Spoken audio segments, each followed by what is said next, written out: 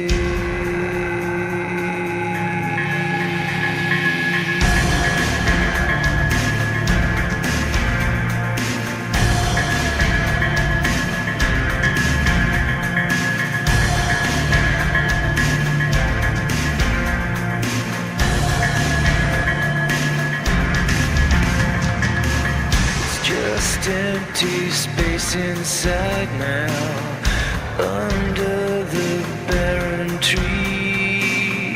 Your absence fills the silence, and your voice still haunts my dreams. I can't find a sense of purpose, I can't seem to get a hold. I can't find my peace of mind. It leaves me feeling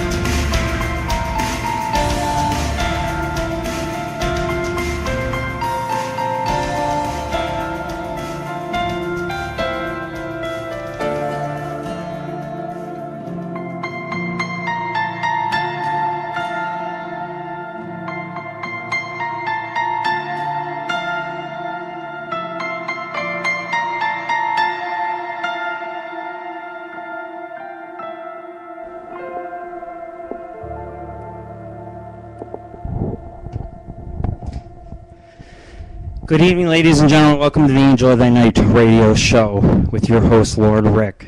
And of course, where are the co-hosts?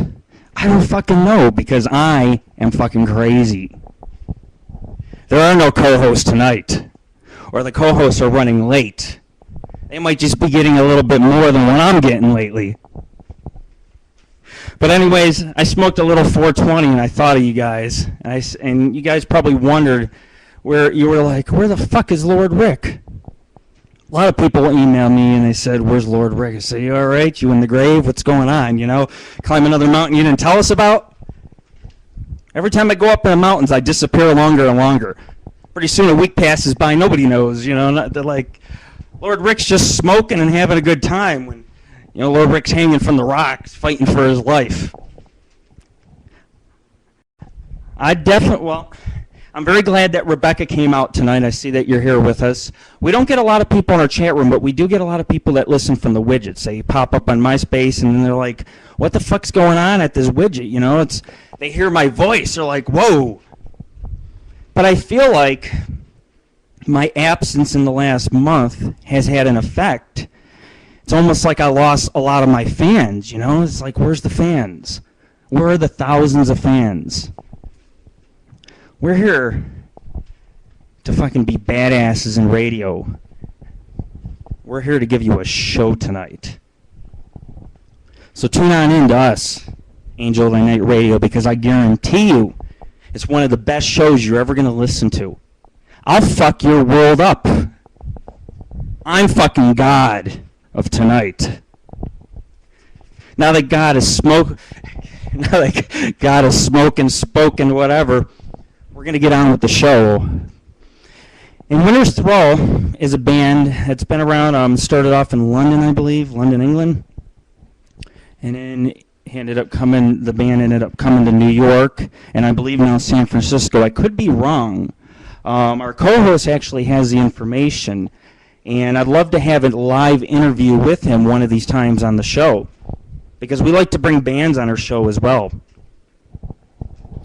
And a lot of people run late to the show, and I came on and I wondered what happened to the network. You know, I don't know if you guys know what the network is, but we're affiliated with other radio shows, and I come back and the page is gone, and I find out that they're only on MySpace, and, you know, we'd like to get the network back up. We'd like to get the page to where it was, Mike. Just make sure you put me up towards the top, you know, because people never scroll down to the bottom, then they never know that the Angel of the Night radio show exists. And we want to exist in the minds of you men and women and whatever's listening out there, you know, even the ghosts that travel through the lines and cause sparks and shocks and all kinds of weird shit in our studio. But we're hosting live in Las Vegas. Hopefully in the near future we'll be hosting out of Sacramento. That way I can tell you guys stories up in the mountains. Not the city, but the mountains. When my white ass is being chased by a hairy Sasquatch. I'm just, you know, smoking weed and fucking roasting marshmallows, and all of a sudden these beasts are going to come out of nowhere, because where I hike cliff and you camp out on a fucking plateau, you know, you fall asleep really good and you roll off, you go off the cliff. You know, be sure not to do that. But we're going to be running some very dangerous expeditions in the future. And, of course, my $1 million challenge stands as is. I will challenge anybody who wants to pay me $1 million to die and send me into a paranormal location that you know I won't make it from. If I make it, you have to give me $1 million. But you have to really, I'm not going to take the job unless it's fucked up. It's like, you better stick me in the Sahara goddamn desert or the fucking African jungle where the pygmies chase you with fucking spears and shit and blow darts. Shoot me in the ass. Cook me like a pig roast. They won't cook me. I'll be like, I got no meat. I'm just skin and bones, you know. Skin and bones white man in America. You know, I went for dental surgery recently. I don't know if you guys ever been for dental surgery, but, you know, I've had a lot of oral surgery in the last year and a half. You know, scalpels in the mouth, stitches in the mouth, trying to break teeth off, wisdom teeth. And when the doctor says, you know, you're going to need a root canal, I said, no, I'm not. I said, you're going to remove that bitch. That's what I said. You're going to remove that bitch. He says, okay. I sat in that chair for 2 hours. He took 2 hours to remove that bitch. He broke my tooth multiple times, was drilling in my mouth. It broke off, and it was underneath the skin, so he cut open the gums to get to it and was taking out fragments. And I was sitting there, and he's like, goes, am I hurting you? I shook my head. I said, yeah. I said, a little bit, you know. I was trying to talk. My mouth was full. I was still trying to talk, you know. He says, oh, okay, you want to play tough guy, huh? He goes, why don't you tell if this has been hurting? It was hurting me for a half hour while they were working on it. I didn't want to say nothing. And so I got called a tough guy, you know. He says, so he stops. He grabs more Novocaine and he sticks it right under the tooth. In the gum, right under the tooth. And hard. He stuck it fucking there on purpose. And at that present moment, I said, God damn, I wish I was in Florida dealing with the Mexican dentist. Because I had a girl from Mexico, you know, she was working on my teeth last year ago, and she only spent like 5 minutes on the opposite side, you know, and sitting there thinking, if a woman can do it, why can't a man do it? It's like, give me back a Mexican female, let her work on my teeth. I mean, that bitch would take like a crowbar-like tool and hit it against your tooth, and pow, the tooth would come out, and this guy, he's fucking yanking on little fragments, and my head, he's shaking my head back and forth. The curtains are open. People are staring. I'm fucking stoned. I don't know where I'm at, where I'm fucking going. I'm just panicking, you know, like grabbing the chair really fucking tight. It's like, man, it's a wild ride into heaven. It didn't really bother me. I just felt my whole jaw move. He moved my whole jaw when he tried to yank the tooth. And I told her, I said to the doctor, I said, you know, doc, so I want some painkillers. I want the good shit. That's what I told him. I said, give me the good shit. The one guy says, the bald guy is handling me, you know, he goes back up to the dentist. They came back and they gave me 2 bottles of painkillers. I walked out with 2 bottles of pills. I felt like a fucking king. I was like, you know, they know who I am. They ask what I do for a living. I tell them what I do. So maybe they gave me the pills because they felt sorry for me. They're like, this man's seeing ghosts and shit. We better give him some pills so he don't see what's coming at him. Damn straight, these last few days, I haven't seen what's been coming at me. But anyways, I want to welcome everybody to the Angel of the Night radio show. And we're slowly getting members on in here and users. Some of my friends and co-hosts are running late. Like I said, you know, it's very easy to be late to your own funeral. I will be late to my own funeral. Hell, you might not even find me someday. Because I told you people, when the aliens fucking come down, I'm going with the goddamn aliens. People always laugh when I say that. But, you know, I go out in the desert, and I've been experiencing a lot of UFO activity, and it makes me believe that what if I made contact with this? And let's say a ship lands in front of me and aliens come out and they're walking towards me, you know. I'm going to be like, straight up, I'm Lord Rick. And I might even sugarcoat it and say, I am the king of mankind. But anyways, you know, when they extend their hand out, you have your choice. What would you choose as viewers? Would you go to space for immortality? Eternal knowledge? Would you stay here on Earth and crumble with it? A planet that's dying. A planet that's going to die in possibly 2012 when the solar flares hit Earth. It'll cook us all, and the only people who will escape is the government who can go underground. Now, is that fair to you? No. And that is why you're going to vote me in for U.S. President in 2012. Check us out and sign our petition. You know where it's at. It's all over our web pages. Click the banner, click the petition, and you say on that petition, I want Lord Rick to save us. Because people cannot save themselves. And I've been reading a lot of articles on Obama. And, you know, Korea wants to launch a nuke near Hawaii. The war that is coming is inevitable.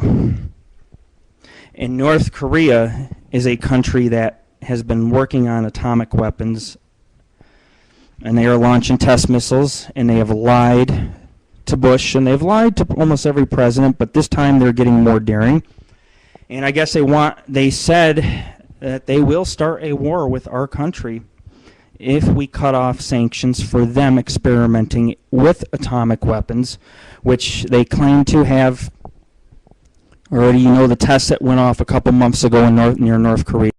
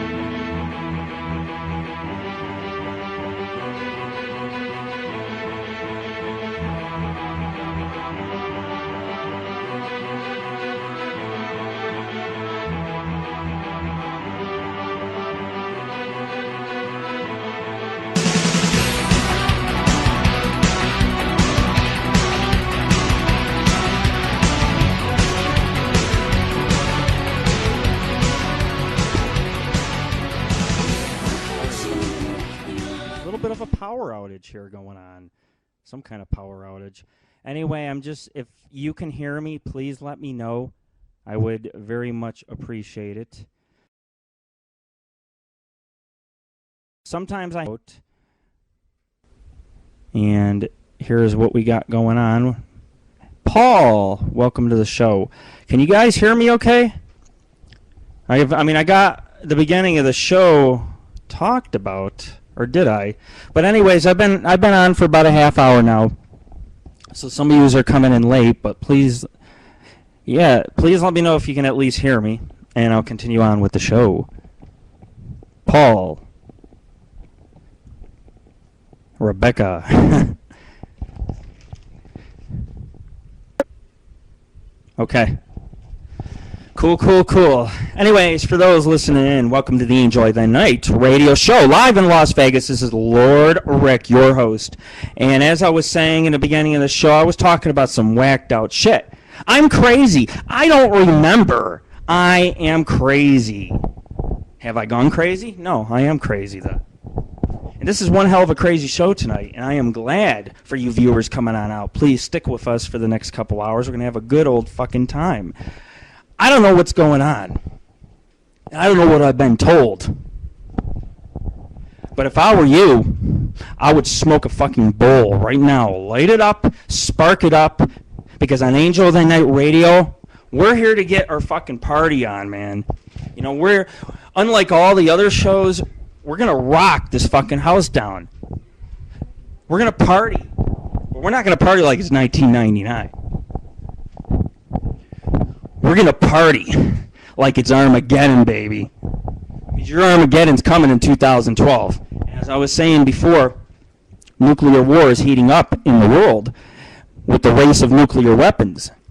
And we need to smoke a bowl, is what we need to do with the North Korean government. We need to take our weed over there, bundles, fucking bring bundles on helicopters. I'm serious, man. This will work. Bring the bundles, drop the bundles in North Korea. Drop it. Give it to all the soldiers. Good things will happen. They will talk good about America. They will talk good about our people. And that's why I'm going to be running for president. So you need to sign the petition. Get your asses going. Let's fucking smoke a bowl. I get in that presidential van. You all can come in there and smoke with me. So come on. It's a free fucking country. But anyways, I've just realized something, guys. I've been sitting here on the air, and I haven't said a lot of nasty words. I haven't been raw tonight. So I want to welcome you motherfuckers to the show, the Angel of the Night Radio show. And I'm glad to see my loyal friends in the chat room. We're still expecting more people. I'm waiting on my co-hosts. The funny thing is my co-hosts are always late. And, of course, our lady of the night should be here. She said she was going to drink some absinthe. She bought it, actually, and she's like, I'll be on time. And she was drinking earlier on the phone today and got really drunk and giggly and on the phone, and I was like, what's going on over there, I'm like, you're going to host this show or what? She says, I will be 5 minutes late. She goes, but I'm feeling really good. She goes, and it's like she got another drink. So I think that Our Lady of the Night is not going to show up tonight. That's what I think. Then again, I could be goddamn fucking wrong. Who am I? I'm no psychic, right? Actually, you know what? I've realized a lot about myself lately. I realized that I could see into, when I deeply love a person, I can see into their future. I think it's like a connection thing. It's like one soul pulls the other, and a soul works at a very advanced rate, or a whole different timeline. The soul develops much differently than the physical years in the body. And I'd say my soul is rather overdeveloped. That's my problem, but it's advancement in society. And tonight, I'd like to at least say, and none of you actually know this, but tonight is season 5. And I didn't know what to call this season. And I thought, we could call it Age of the Goddamn Ass Pirates. That's what we can call season 5. Fuck the ass clowns. We're in a new season. Ass fucking... I can't even say it. Ass fucking pirates. Hey, Paul, you on cam, bro? I will put your ass on camera tonight. Let's see here. Yeah, I will give you camera 1 since you arrived with the camera in the room. And if you want, you can put on audio and I'll let you talk. No, it's not working. Looks like you're not going to be on candid camera tonight. I was thinking about getting on camera. If we can get a different computer setup, I could hook up a camera and then I can do flips for you guys and fucking stunts. And then we could go ahead with all the little events I had. The Lord Rick Kissathon. I have to get rid of the Babylon one, okay? I'm not doing the Babylon one. But anyways, if I was on camera, I could set up the studio with chairs again. But this time, if you guys were looking at my studio, you'd realize that I'm hosting this show out of a goddamn shoebox. A goddamn shoebox I'm in. My studio was 3 times bigger than this. You guys remember when it was on camera? I had the balcony, and we had MTV running on fucking camera, and You remember Kai, he was a contortionist, and he was doing live contortionism. And let's not forget, I fought Santa Claus on camera near Christmas time for you guys. Santa Claus and I, we have history together, you know? I mean, he tackled my ass in the studio. He was tough. And he started ramming me into the couch, and I grabbed and pulled him down and grabbed his fucking arm. And it just, you know, this is a drunk Irish man just kicking and fucking throwing his wrist all over the goddamn fucking place. He even looked like a leprechaun at times with the red fucking beard. It's like, are you a goddamn fucking leprechaun? He used to get in his face, you a fucking leprechaun? He's short, you know? Remember Irish Stud, guys. You remember. You can go to YouTube. You can see my pool tournament against him. You can see how I kicked his ass at Area 51, a pool tournament, live on camera. He just wanted to challenge me. He said, I am a pool Olympic champion. He says, I'm an Olympic champion. I said, I haven't played pool. That was like 5 years, man. We were at Area 51. I had an alien burger. We initiated contact together. We said, we're going to face each other. We're going to put this on YouTube. And the Paranormal Ghost Society, Angel of the Night radio show fans, they're going to see this shit. And we put that video on. And I think the first 6 balls I hit in. And then I missed, you know, I missed the like 7th ball or whatever the fuck it was. It was the 6th ball, and I jumped. I did a jump shot. And I fucking went over, and I got it in. And I mean, the guy looked like he shit his pants, you know. And he says to me, he was wanting to fight me. He's like, reason why I lost, we at Area 51. Yeah. And it's just like, no, Area 51 has nothing to do with how I played pool. He was telling me that some aliens got to my ass and all this other fucking shit. He was arguing with me. I was like, I can't take this guy in an investigation. But I have a buddy of mine who went out with me a few weeks ago to Good Springs, and we went in the mines, the haunted mines, and we were walking around in there, you know. And this guy goes back by himself in the middle of the goddamn night and sees the fucking horned fucking creature staring at him at the top of the mountain. And it's staring at him, and he's fucking running for his goddamn life. And I'm writing him back. I was like, it's good if you do this with me. You know, now you're the founder of the goddamn Paranormal and Ghost Society? I don't think so. I'm not just the founder, folks. I'm its forefather. In other words, I'm the god of this agency. Since people want to call us an agency, I called us a church a few months ago. And if you want to donate to the Paranormal Ghost Society, it's fine. Because if you donate to me, I can do so much more. You know, we can take trips out to these ghost towns. I've met in the last 3 days people who want to join our team. You know, Vegas is like that, and a lot of people want to go to the same places. I'm like, I ain't going to the same places. I almost got alien probed. I ain't going back, sorry. I seen a fucking werewolf in the desert a couple months ago. It was a werewolf. It was a weird something, weird human owl and other fucking breed all mixed in one, staring at me through the goddamn bushes. It had soulless eyes. It was kneeling fucking down, man. I was like, holy shit. You remember that story? You remember the interview we did? We had our, I can't even remember her name. See, I couldn't even remember her past investigator. Because you know why? She quit on me when she was up there. She said, my husband lost a job, and I put my priorities elsewhere. I said, yeah, it's because you drove down a desert road. You got your truck scratched up. You fucking didn't turn around properly on the desert road. You got us stuck. And your husband made you quit. The husband made her quit the team, you know? But now we got a new guy. His name's Rich. It's like me. Richard means powerful and almighty. And we give you a powerful show. But we have him who's interested in going to ghost towns, but I got another guy, and I live with him. I call him Zanku. Because that is who he is from Charmed. Has to be him with the bees buzzing around him. He's got the black fucking beard and the hairdo and the fucking grin. And he just, same build. It's just, I moved in with Zanku. I was going to move to Armagosa Valley. And there was this chick. And I actually forgot this chick's fucking name. I hear, is he? No, he's not. It would open. There's no car. We had a problem at our studio just now. Garages are mysteriously opening. Sorry to interrupt the show, but garages where I am at are opening on its own. Could it be ghost activity? I don't fucking know. But there are no cars entering the garage, and the garage is like went up, you know? Things happen on the Angel of the Night radio show. And, you know, I have a special guest with me at the studio tonight. Actually, Brenna's with us, and she's been listening in on the show, and I'm sure she thinks, guys, I'm sure she thinks I am crazy.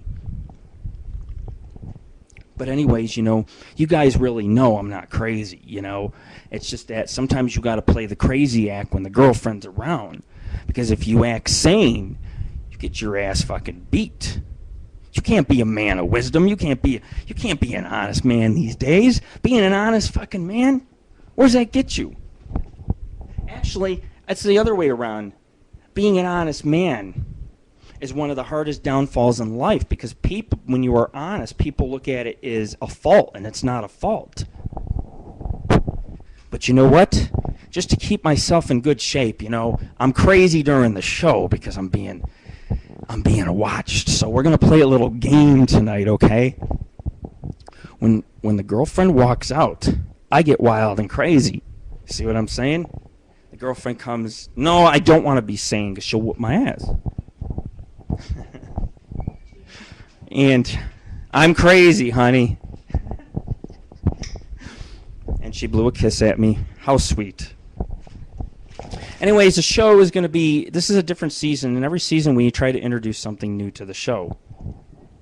I can sit here in my studio, I can watch my kids ride bikes. This is how my studio is. It's a family-orientated atmosphere, goddammit, motherfucker. I hope your kids ain't listening out there, because this is one hell of an insane, psychotic fucking show, and you are listening to Angel of the Night Radio live in Las Vegas for new members out there, and I want to know, where's Bobby T? I want to know, are you out there, Bobby T? And where the hell is our Lady of the Night and Angel? It's like, you're going to show up when the show is goddamn over. Although I have some people who write me and they're like, Rick, I re-listened to all the recordings, because, see, now what we have to do, since we're on live videos, we have to take the show. To make podcasts, we have to download them and convert the file into a sound file, because we want to make podcasts of all our shows, and we're going to make them available for you to get later down the road from Lulu. This is for the fans, you know, and I remember, you know, when I did this a year ago, they were able to keep track of our stats, and I remember 1 week 6,000 live listeners, and it jumped to almost like 11,000 or whatever it was, you know. And I followed it week after week. I did a better, like, yeah, it's just, you know, it's not enough bandwidth space to monitor all them stats on Now Live.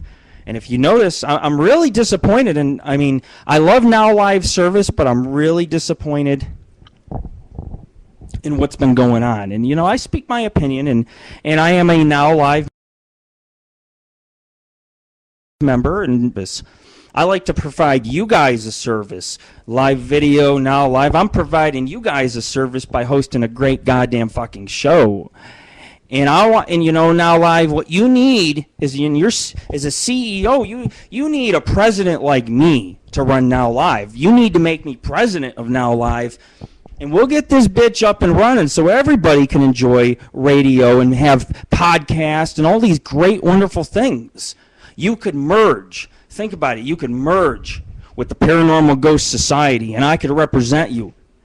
Kind of like fucking, what is it, John Elway? I'll be like John Elway, you know? But I'm not going to be holding a football. I'm going to be holding a microphone in my goddamn fucking hand, all right? And I'm going to give you one hell of a fucking show. And for you listeners out there, this is Angel of the Night Radio. And we're waiting on some more members to show up. You start to wonder what's wrong with people, you know?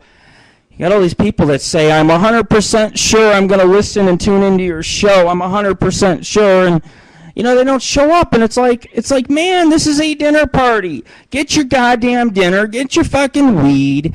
Get your fucking music playing. Let's have a good fucking time.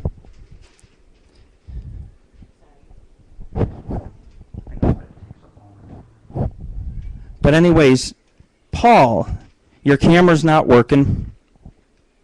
I've been trying to figure out why.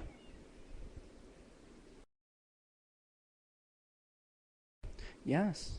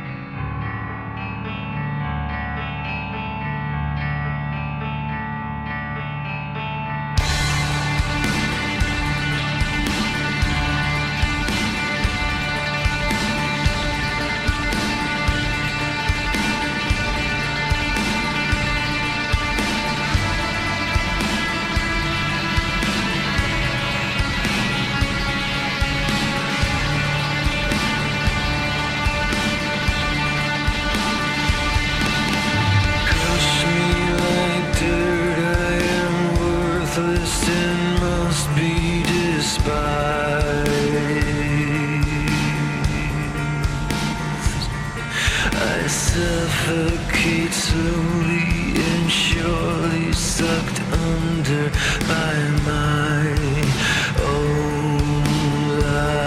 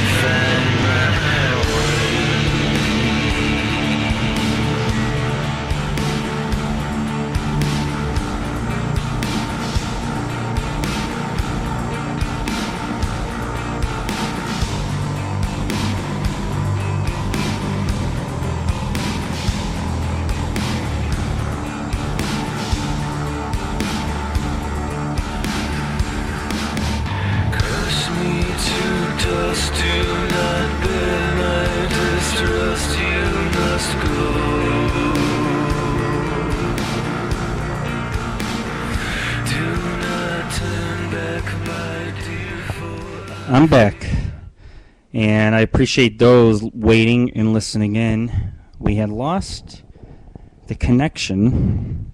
It was closed out, and I just got it back on. It took a little bit because I had to reopen everything. But as the night goes on, more people should stop in. I'm very disappointed in the fact that our co-hosts have not showed tonight. That's not cool. You know what I'm saying, man? And the more they don't show is the more I'm going to smoke. But anyways, I lost track of what I was talking about, but I know I was getting into the whole nuclear thing, and, you know, we're here just basically to inform people of what's really happening in the world. You know, we're a mix of things. We're entertainment, we're comedy, we're news, we're paranormal, we're crazy adventures we're talking about, and everything else, whatever we experience. And, of course, I'm waiting on more people to show, and I have all night. And I'm telling you, it's just, I mean, you find out who your real fans are and who your real friends are. You find out who doesn't care. But a lot of people also listen to our rebroadcast. And you know what? You only got 7 days to catch it. keep it in mind. If we do a 3 to 4 or 5 hour show, that's a lot. That's a lot to try to catch up on. You know, you're better off listening live because anything could fucking happen at any time. Plus, you know, you can enter our chat room and you can fucking talk. And I really don't care what you say in our chat room. Anything fucking goes. We are a filthy, we are a raw, we are a trashy goddamn fucking show. But one thing's for sure. You're going to get a dose of my medicine. The good Lord's medicine. I'm into that.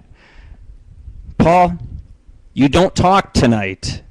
So I don't know what's going on, but we got to be careful because people I heard on live video were going around creating dub accounts.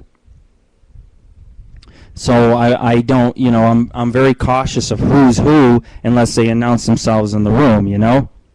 Okay, cool, man. I haven't talked to Paul in forever. I need to call you on Skype, man. We need to catch up. We need to talk about Amsterdam. We need to talk about women. We need to talk about beer. And we need to talk about weed. MySpace I am. Yeah, I see you on, you know, you messaged me on MySpace. I messaged you back, you know? And you didn't say nothing. And I was so fucking stoned when you messaged me. I mean, I was flying in the clouds, you know? And I just realized recently that my Subaru can fly, okay? I was driving home the other night. It wasn't not the other night, but the other day, and I'm fucking coming up a hill, and I glided. I'm fucking telling you, I glided. I was fucking, yeah, Paul, I know. Well, I'm telling you, man, I was flying. The car went off the fucking ground. I felt it. I don't care who thinks I'm a Fruit Loop. I know what a car's like when it skids or when it gets off the ground, and I felt my car go off the ground. That Subaru amazes me. You know, but here's the whole thing. The car's cursed because I took the car to like an Indian burial ground. And once it went to the Indian burial ground, it was all over, baby. There goes the fucking tailpipe. There goes a fucking hubcap. I lost a hubcap near the fucking, when I was going into some fort. And this girl didn't show up. And me and this girl had plans. We were going to investigate. And then we were going to sleep on the beach. You know, we were going to fucking make love in the sand and shit. And the girl turned out to be a weirdo because she, like, fucking, before I left, she emailed me and she says, tell this guy to leave me alone. He's stalking me. He looks at my windows. He's after me. And I told this dude, I said, you want to fight? I said, are you fucking stalking this girl? I'm telling you right now, I ripped this fucking guy bad. She ain't meeting me for no date. He probably called her ass up and said, now I'm going to sniff your panties. Yeah, so we didn't end up fucking meeting or nothing. I went in the fucking fort myself. I come out, the hubcap's gone in my fucking Subaru, you know? And then you guys know the rest of the story. I've told you the jungle adventures I've taken her on and everything else. But fuck. I'm fucking, you know, my ex, you know how divorce is. Well, the ex took the tax return, and I was going to use the tax return. I was going to buy myself a nice car. I was going to buy a car that was going to be like the Paranormal Ghost Society mobile, you know? We could, like, put it on the side, Paranormal Ghost Society mobile. And people ask, what do I do? It's like I exterminate. I'm an exterminator. Not really an exterminator. I'm an explorer. Well, what do you explore? Well, we do everything. For starters, we could explore you. Somebody wanted me to do a HBO radio or program or whatever for HBO. They were suggesting that I be a perverted Ghostbuster. You know, like a female invites me over her house, you know. And I start walking around the house taking EMF readings. And, you know, you can make like a movie of it, man. She's, you know. Well, this is what they suggested. I know who suggested it. Let's get serious. Mike suggested that I go on there and I grab the girl's ass, and she like jumps and says, oh God, it's a fucking ghost, you know? And you got my camera guys walking around, following me around, you know? And we get in the dark. I tell her, shut off all the lights, you know? And you fucking pinch her titty or something in the fucking dark. And, you know, she thinks you're innocent, you know? She thinks, God, she thinks these are good religious men coming in the house, you know? It's like, we're here to bless you. I've done it. I'm like, I'm here to bless your house. And I've blessed houses, and I've gotten rid of stuff. Not really got rid of it, but I've, you know, most entities I ask, when I come across an entity, I say, come with me. You So by now, when I say come with me enough to enough spirits and entities, it's almost like having your own little army of spirits, so that when you sleep at night, your soul can join them in the journey. You got to really understand what the afterlife is about. And we're trying to get back into paranormal investigations. If we can get this Richer guy to drive out, and I wrote him, I said, do you want to go again? I said, but I'll take you somewhere else. And I really don't think he wants to go again. I think the guy has been scared the shit out of. I think he's shit his pants. I've seen him cry. But like I said, I was in that mine, and this thing grabs my neck. I could feel it grab the behind my neck, and it's just, that's a very kind gesture. When something grabs you like that, it's not a thing. It's a different kind of bond between the spirit and the human, or my spirit and its spirit interacting. But your aura can generally feel when another spirit touches you. You can feel something penetrating your energy field, and you can feel it getting closer and closer and closer on you and bear down. And it beared down so hard, it wasn't squeezing me to a point of hurting me, but it made me very relaxed to a point where I got weak. I couldn't stand, but I felt it wrap its arm around me and my neck area, And I pushed it away after I said enough's enough, back up. But I knew what it was. I knew why it was there. And this thing has been fucking with my investigators, having problems, I guess, too. And he doesn't understand. You cannot control something that you take home like that. Very few people can control that. I've always said that I can enter a chamber of demons and come out on the other side just fine, because I understand the way the demon thinks. I understand the way the angel thinks. You're going to understand how I think. And Our Lady of the Night is here. Finally, you've been missing some good shit tonight. And you know what I'm going to do? I am going to promote you to a moderator, because this is Lady of the Night's new name. No more red, black dots. And Lady of the Night is running a little bit late. Sorry? You owe me one. I'm going to be a very punishing lord of you. But I'm glad that you got your computer restored, and I'm glad that you are back up and running tonight. And you do know that I got to give you a hard time no matter what. I always give you a hard time on the show. But I love my friends, I love my fans, and if you aren't smoking, we got a problem. Because you're tuning in to the Angel of Thy Night radio show. And I am going to give you camera number 1.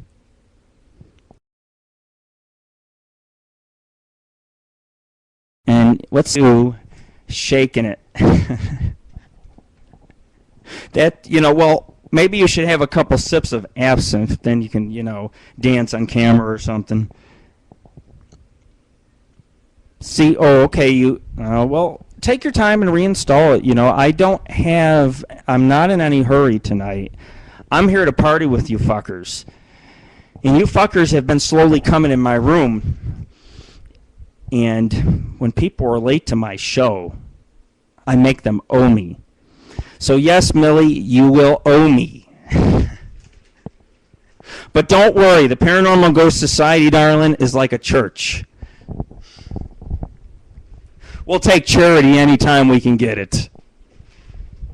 And somebody was picking on me about charity. They're like, you can't do this, you can't do that. I said, we ain't making no money. Anybody gives us $50, a little gas in the fucking tank, Hell, it's a part I can fix on my car. I get my car fixed. No windows. Who cares? I'll still go out like a doom buggy in the woods, and I'll fucking hop over mountains and we'll face the aliens. I'll bring all my investigators to outer space. I'll be like, this is it, man. You are my soulmate for life. You're stuck in the goddamn saucer with me forever, and, sure, you're going to be preserved. You're going to be in a coffin for a while. Then they're going to let you out about 1,000,000 years from now, and you're going to be immortal. I'm going to space. I don't know about you, but anybody who wants to join our fucking team and you want to go to space, I will lead you. And I'll tell you what, I got some places in the desert that will scare you so bad, you will feel like you are in the movie called The Hills Have Fucking Eyes, baby. There are things out there. The hills have eyes. I've seen the eyes. I've watched eyes look at me.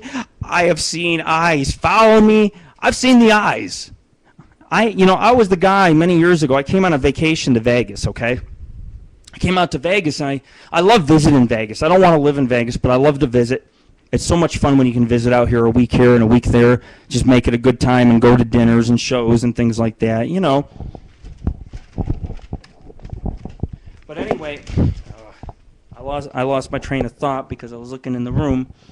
But I like to visit Vegas, you know. And I'd rather live out. The reason why I'd rather live out in California, well, you know, obviously we want to do work out there. And I'm trying to look in the room right now because none of you guys can get on camera. So before I continue on, let me fix it. I'm giving you another camera slot.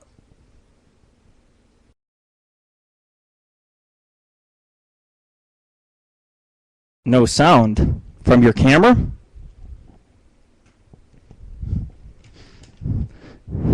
Wow. It sounds like Our Lady of the Night's having problems tonight.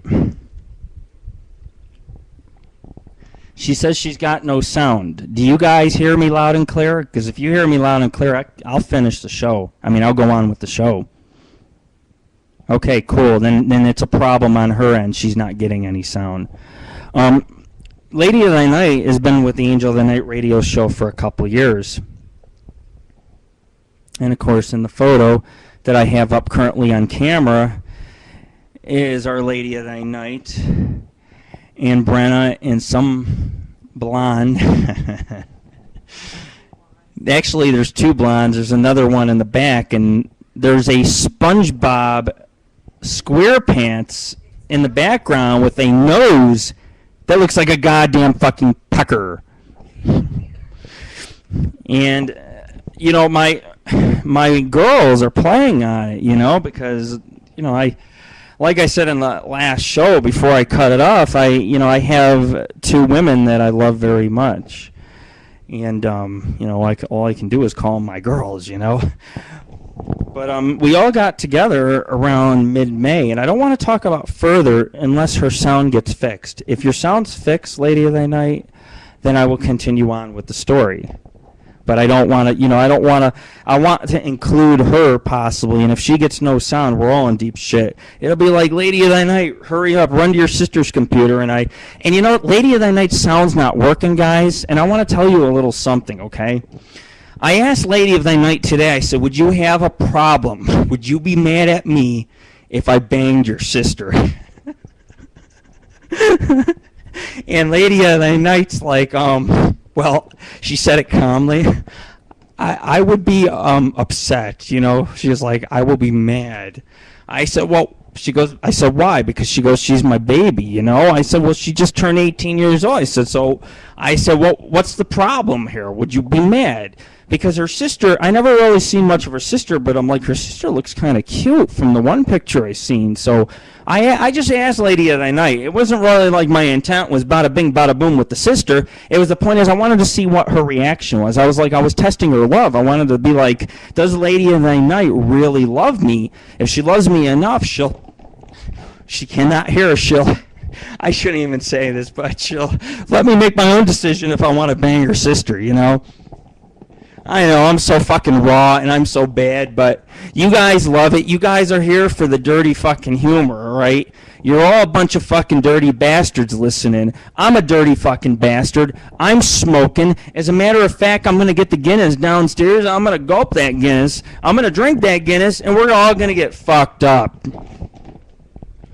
But you're tuning in to the Angel of the Night radio show. And you know what, listeners and fans? I owe you an apology tonight.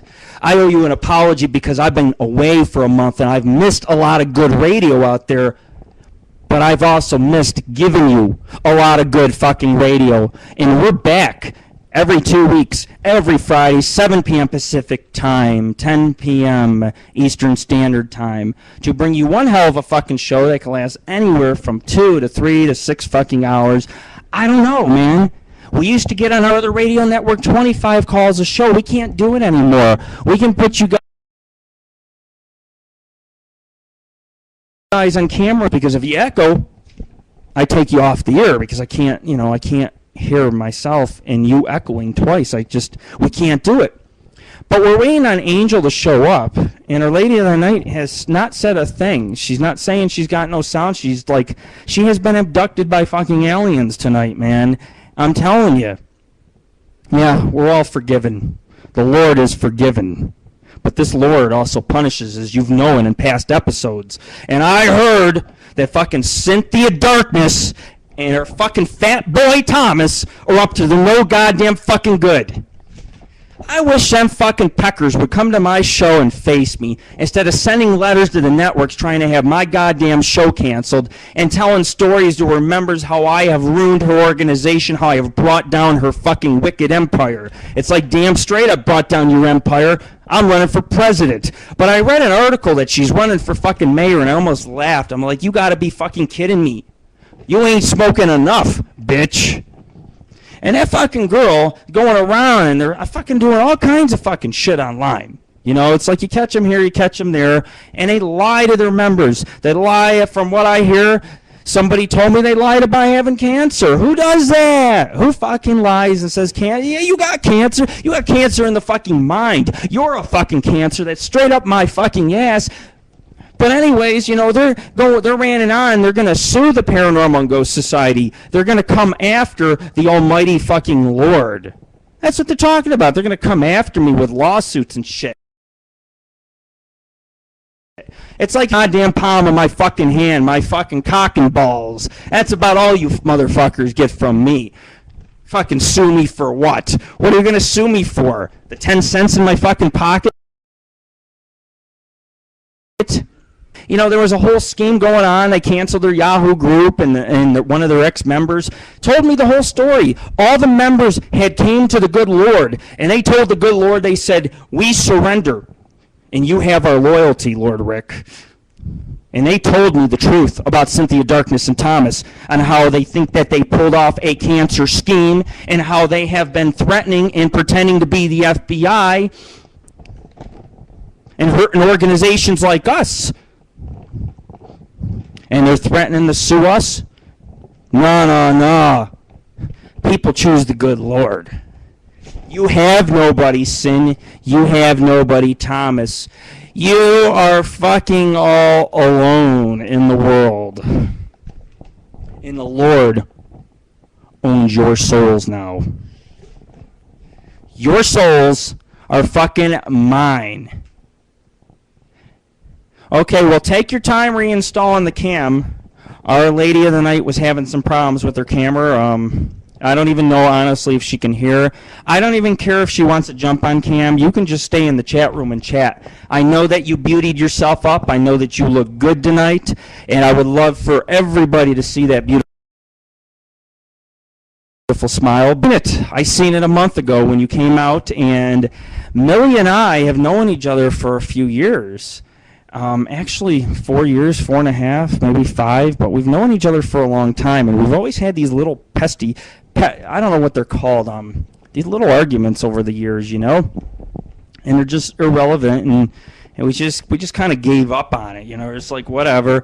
And she came out to visit me, and like I said, I'll talk about the story in a little bit, because I don't like talking about anybody if they're not in the room, because people are getting mad at me. Sin Darkness. It's going to be Thomas Darkness next. Thomas and Sin Darkness. It's like Thomas. Sounds like a goddamn fucking Oscar Mayer hot dog or something, you know? I don't fucking know what the deal is with those two, but I think they are Bonnie and Clyde. And, you know, I've always fucking... I mean, you know, like you get the crime, the people committing frauds and shit on the internet. That's what they remind me of. The husband and wife duo, you know? Out to fucking goddamn fucking get you. You know...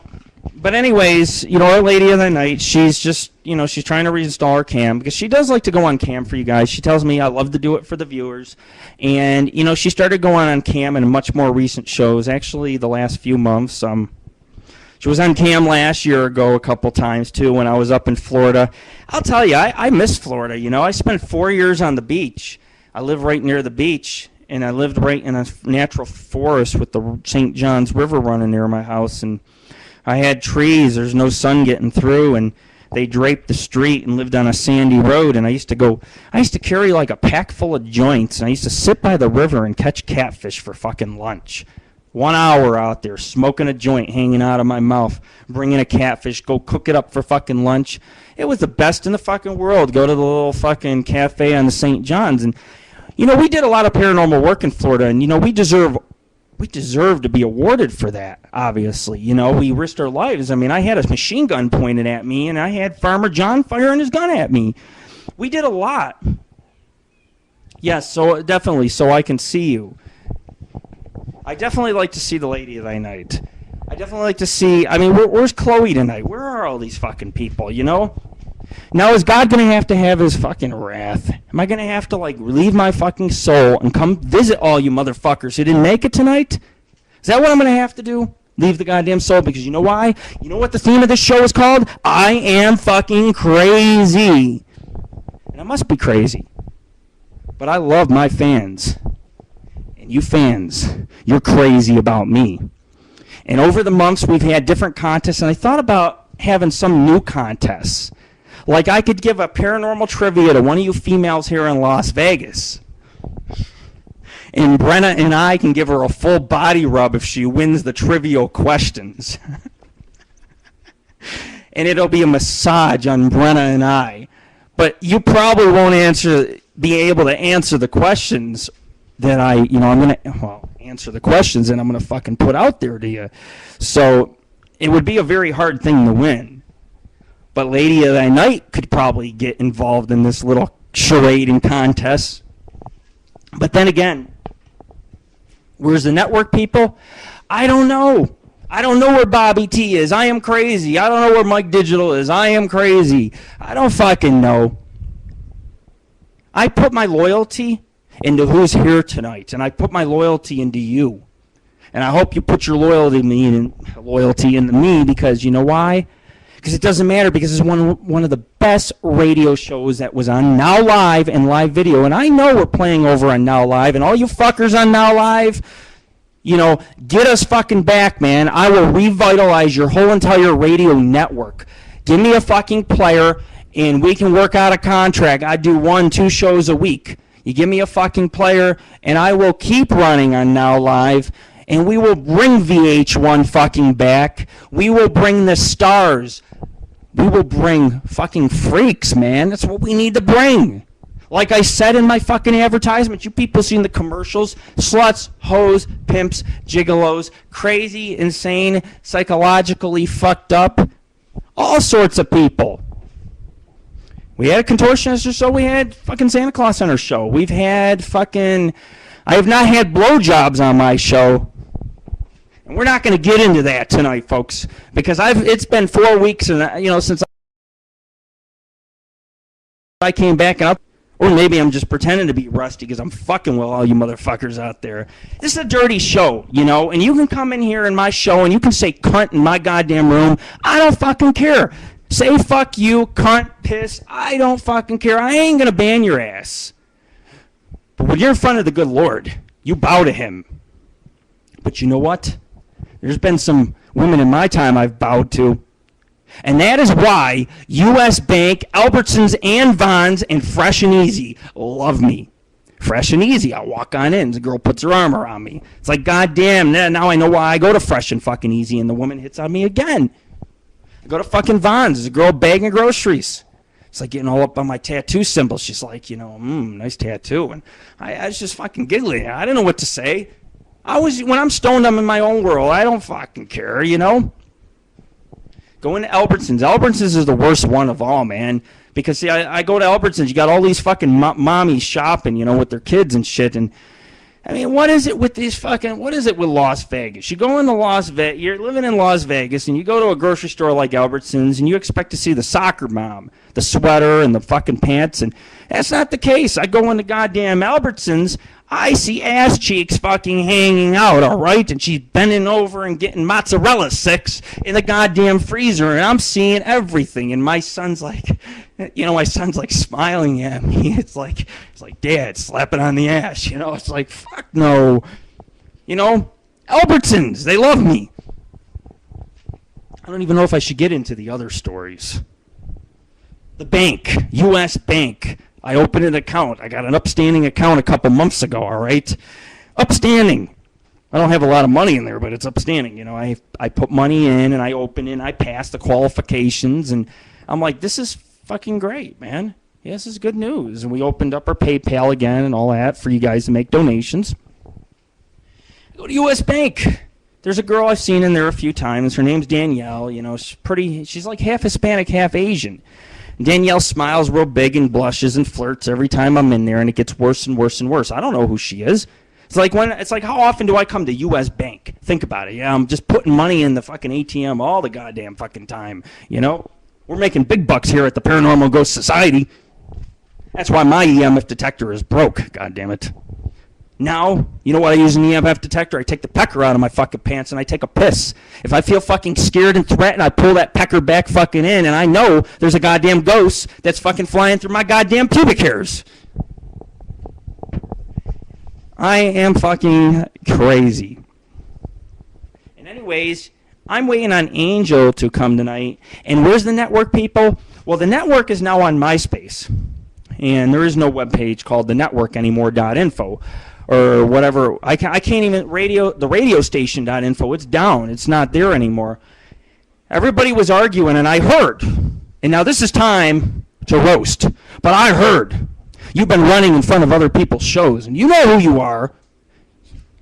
One of your best friends, he's like, you're my bro. I like working with you on air. And you turn around and you run a goddamn show. When you're in the network, you're running over people.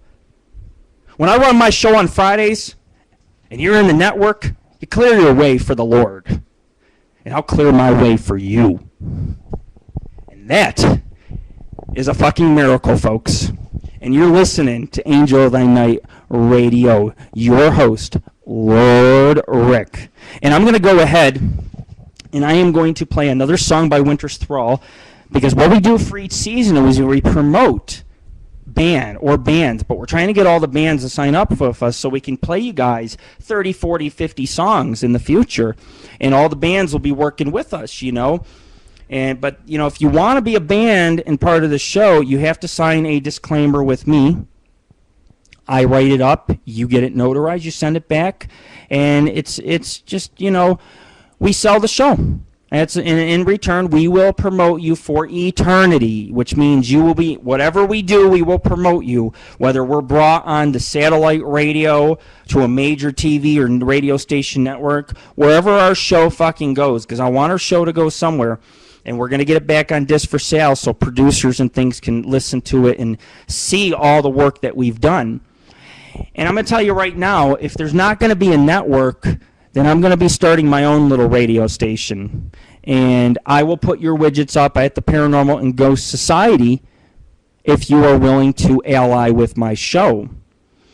And all of us can ally together, and we can take over the goddamn radio waves.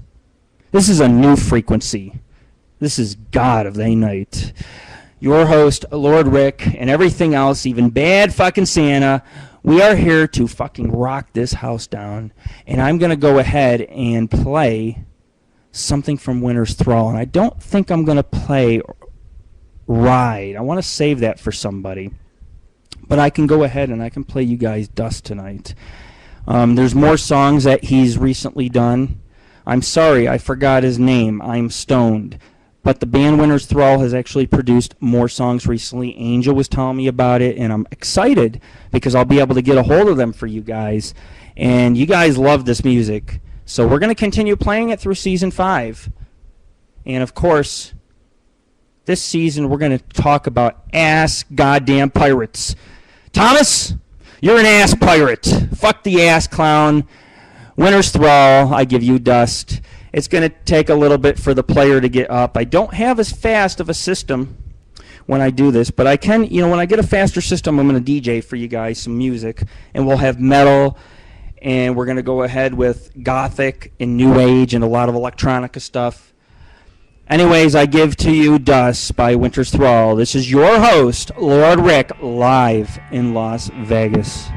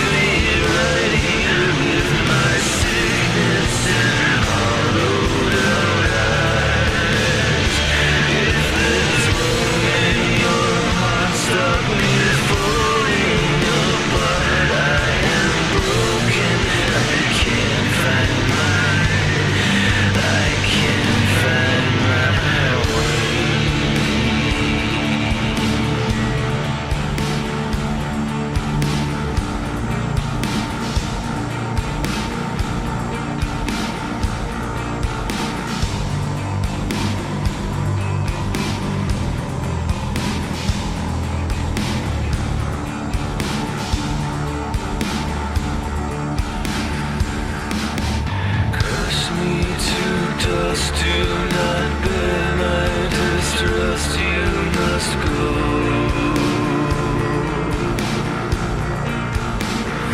Do not turn back, my dear, for I fear I cannot let you go.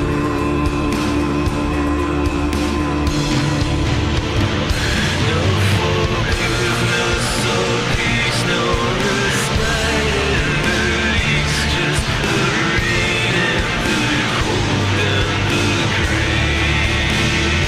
No repentance, no grace in this terrible place that I'm going to take it away. Destiny embraces me in arms as cold as snow. Kisses me, caresses me. Nothing is time to go.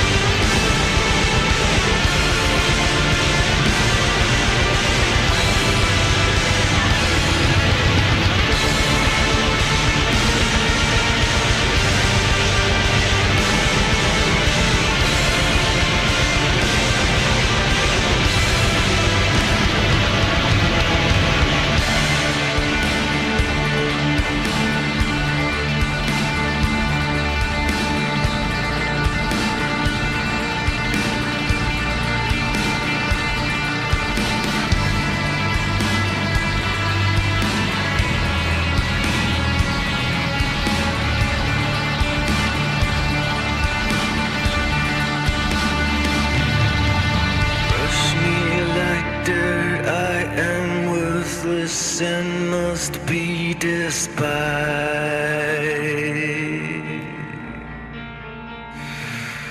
I suffocate slowly and surely, sucked under by my own life. No forgiveness or peace, no respite in the least, just the rain and the cold and the rain.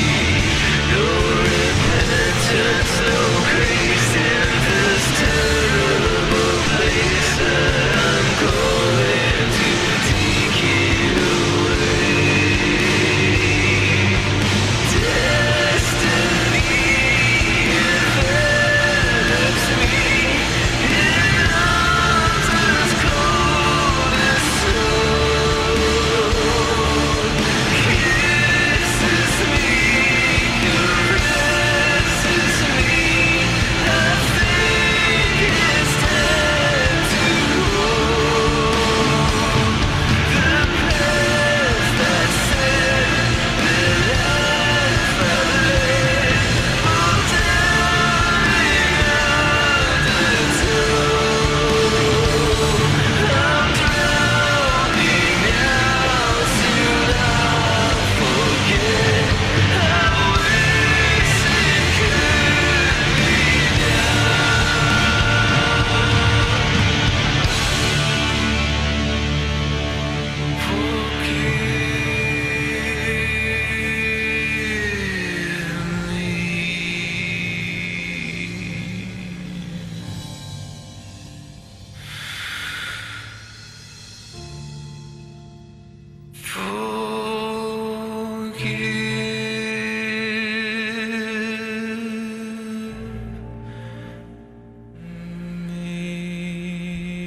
Wow, great song by Winter's Thrall. And you know, I appreciate everybody that's coming out tonight to listen to the show. There's a lot of people who have not came out tonight that lied to me. You know, I have one question for all you people that lie. Why do you dislike me so much? Let's get on. I mean, fucking come in here and tell me why the fuck you don't like me. Why? Because I run a great 6-hour show? Because you can't handle good comedy? What is it? You're jealous because I got 2 women that I love and they, you know, I don't fucking get it, man. I don't understand the problem. But I want to say to my lady of thy night, you are loved by the Lord. Loved, baby. And sometimes it's not the good Lord. It's the overlord. Nonetheless, Millie came out to visit us back in mid-May, and I know she can hear now. And it was the first time I had met her in 4 years, 5 years. And we had all these little mishaps that caused us not to meet, and it was just one of the most wonderful experiences because I've never in my life really talked to someone so long and then to actually meet them and just be with them. It's just amazing, I remember that fucking cunt Sherry. You guys remember Sherry in New York, any of you? Sherry fucking with the weird thing on her lip, and I don't know, man, but you know what? See, this is how I lose my train of thought. Because I got a million things going on right now. But anyways, Millie came out to visit, as I was saying. And you meet when you have somebody you know for 4 years. Like in my society, we've had investigators for years, and they no longer investigate for me. I feel like I've lost a part of my family. And so, I do the radio show because I want to get you people out there who I used to look for Sasquatch with. I want you guys to tune in, man. You guys up in Kinzua, Pennsylvania, I know you don't like the word fuck, but hey, we're all entitled to our own opinions here at the Angel of the Night radio show. And we hope you come on out, and we hope you listen. Because I will answer almost any paranormal question you guys throw at me, including all 10,000 of our members, which people say, yeah, they're all spam accounts, blah, blah, blah. But no, we get, on our website, we get 1 million hits. We get thousands of hits on our Yahoo groups. Everybody knows who we are. But we want them involved in the show. So put widgets out there from live video on all your MySpaces and help promote us.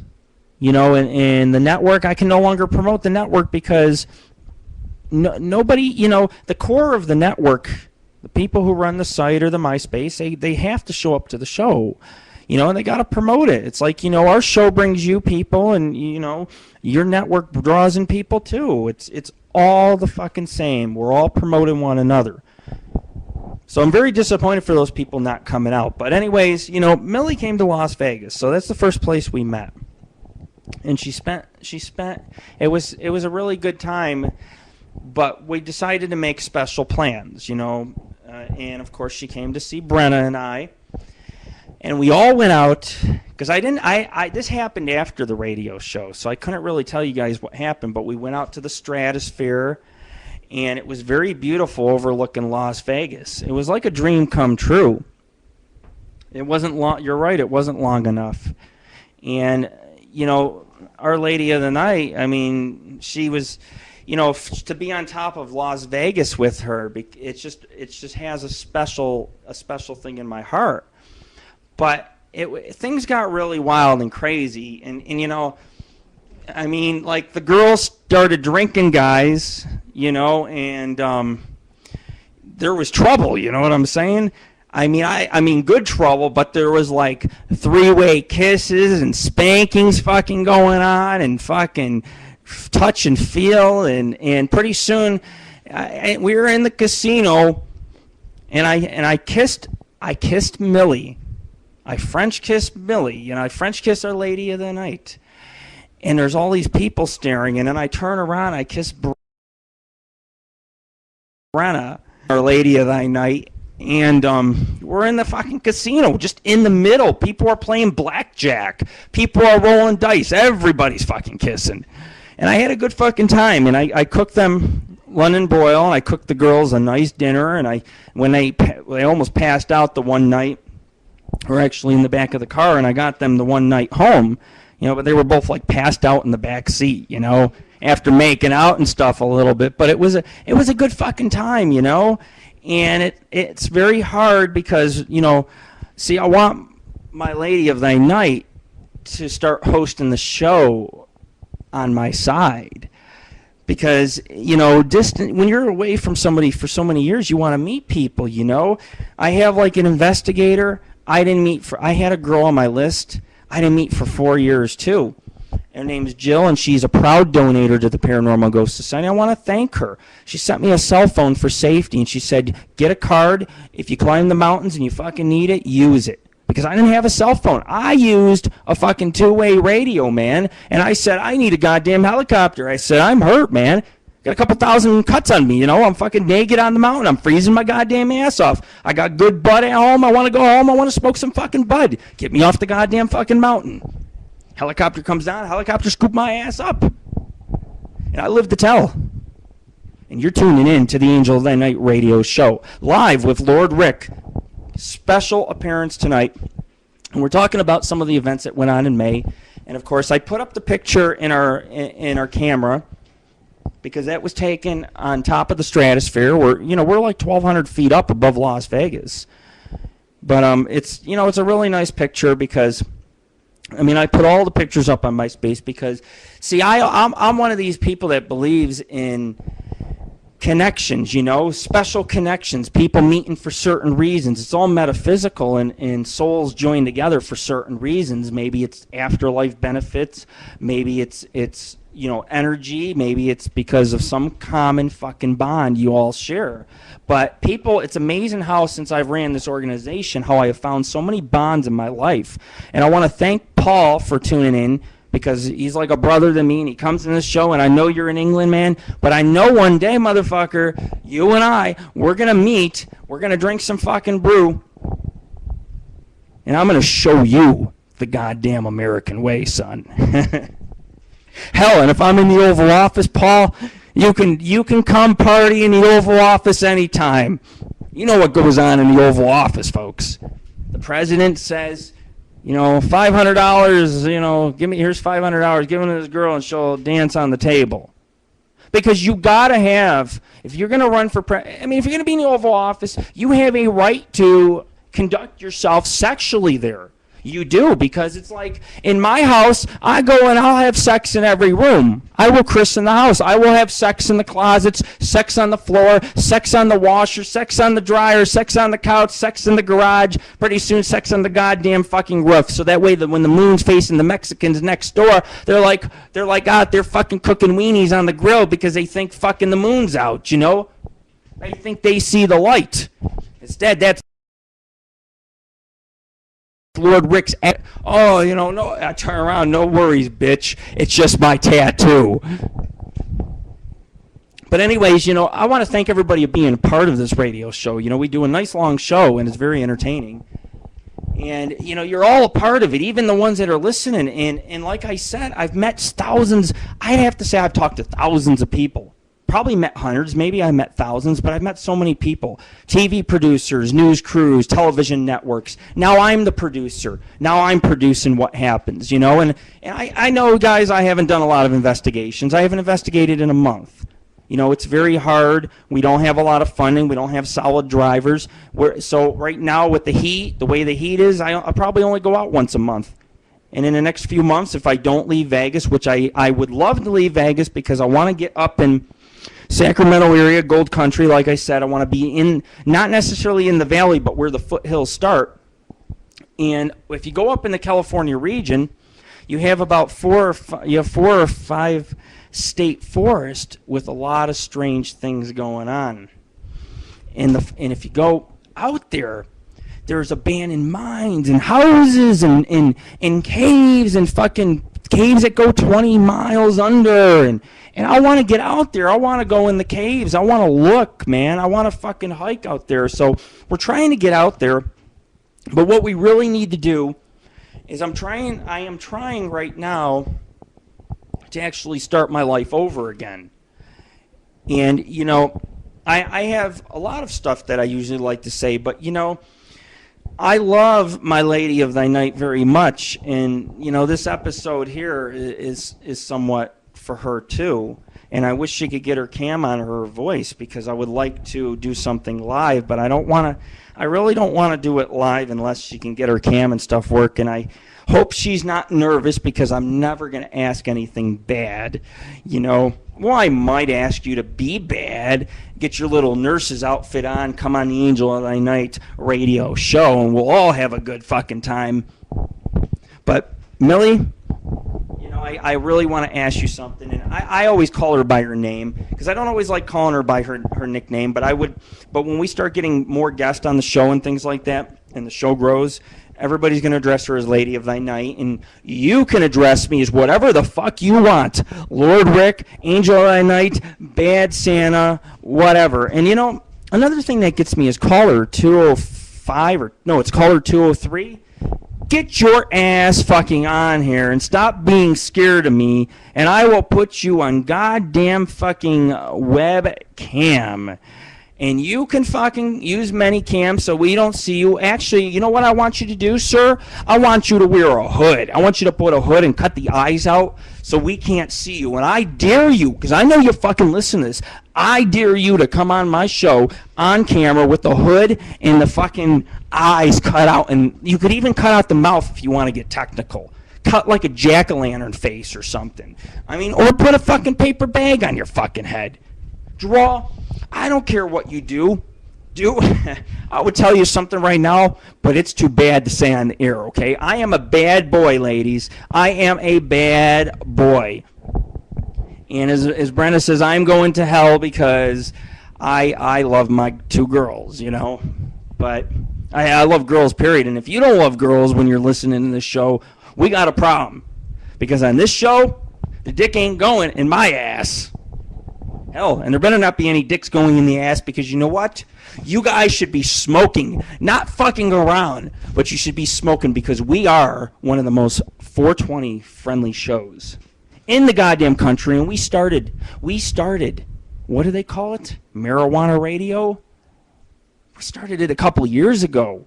We're the ones that fucking brought the whole fucking smoke shows, talking about herb and pot and marijuana and fucking, I mean, we gave it to you guys.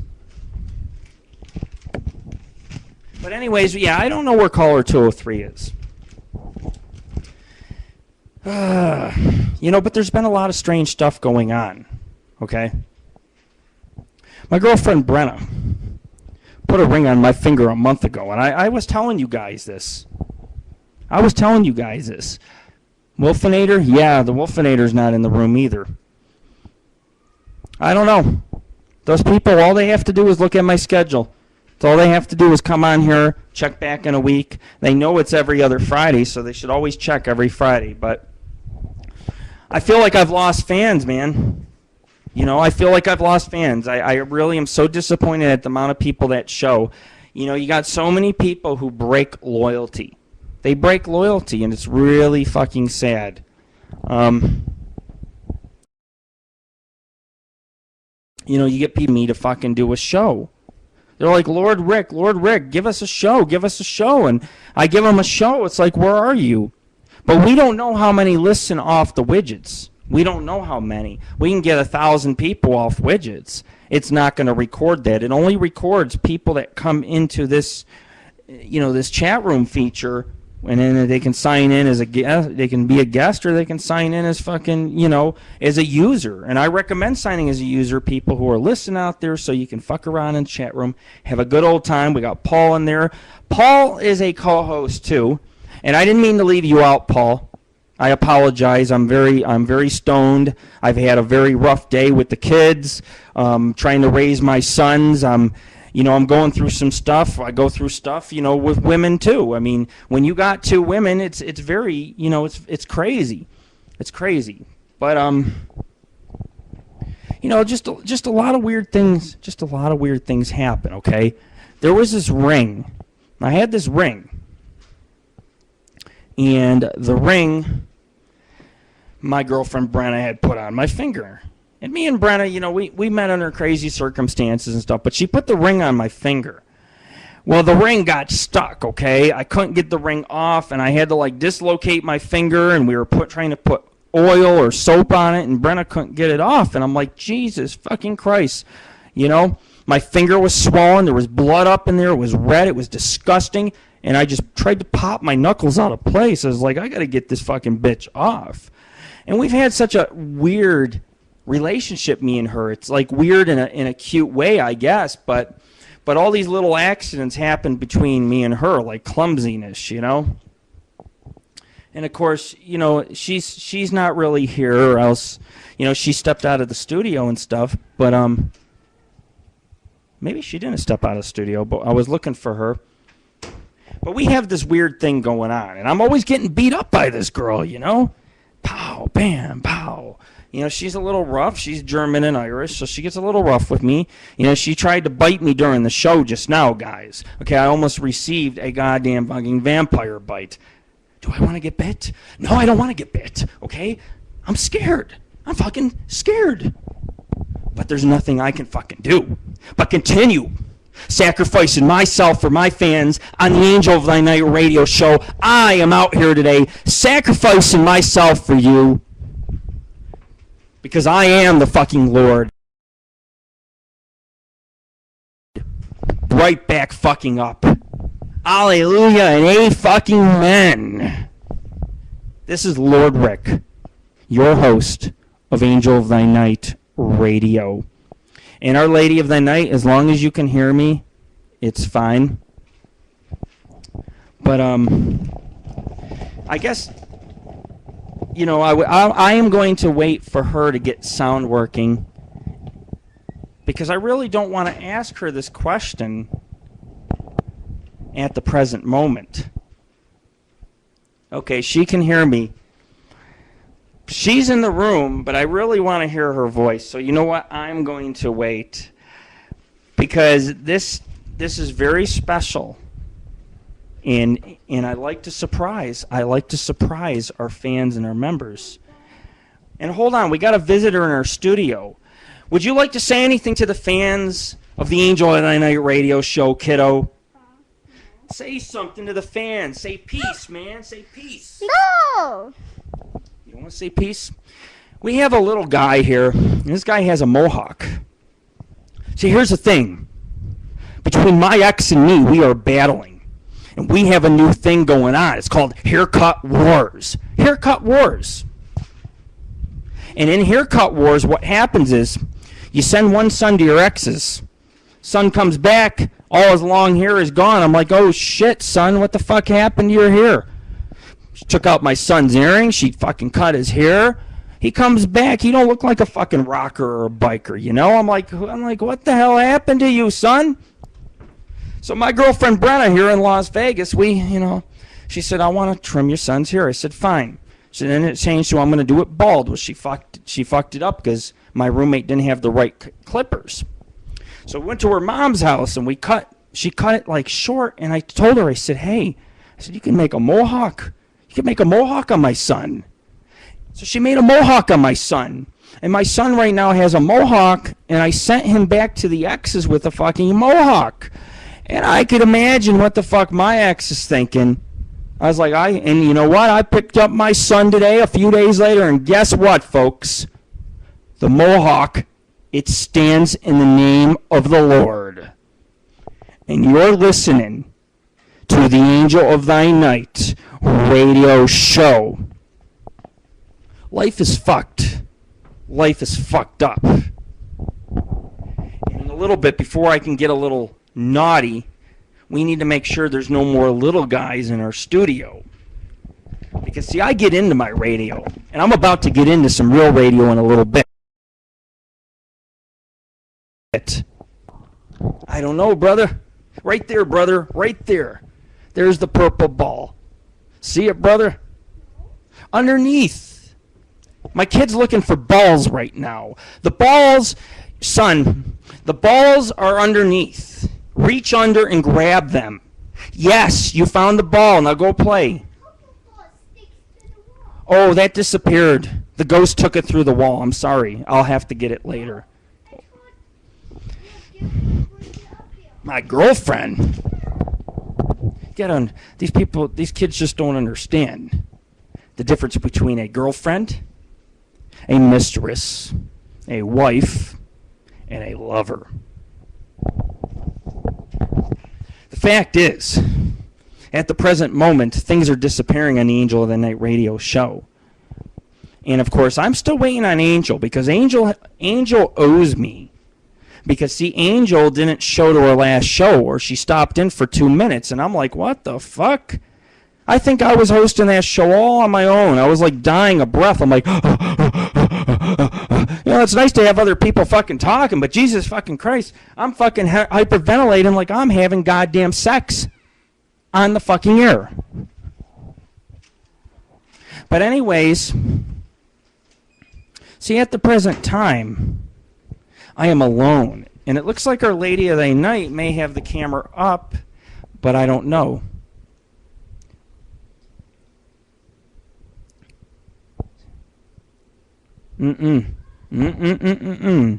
She got booted when I tried to give her a camera slot. You know, if you guys can't get camera slots, it could be a live video technical difficulty. But anyways, you know, I told you guys about the haircut fucking battles. I've been driving past this place called Pops, okay? It's called Pops. When I get high, it looks like poops. So every time I drive past this place, I'm like, oh, fuck, it's poops. And, you know, they're talking about a Philly fucking cheesesteak, man, you know? Philly fucking cheesesteak, and I'm fucking thinking poops, and it makes it sound even fucking nastier. Everybody seems to be leaving the room. I'm not sure why. But if you get booted out of the room, just reload and come right back in.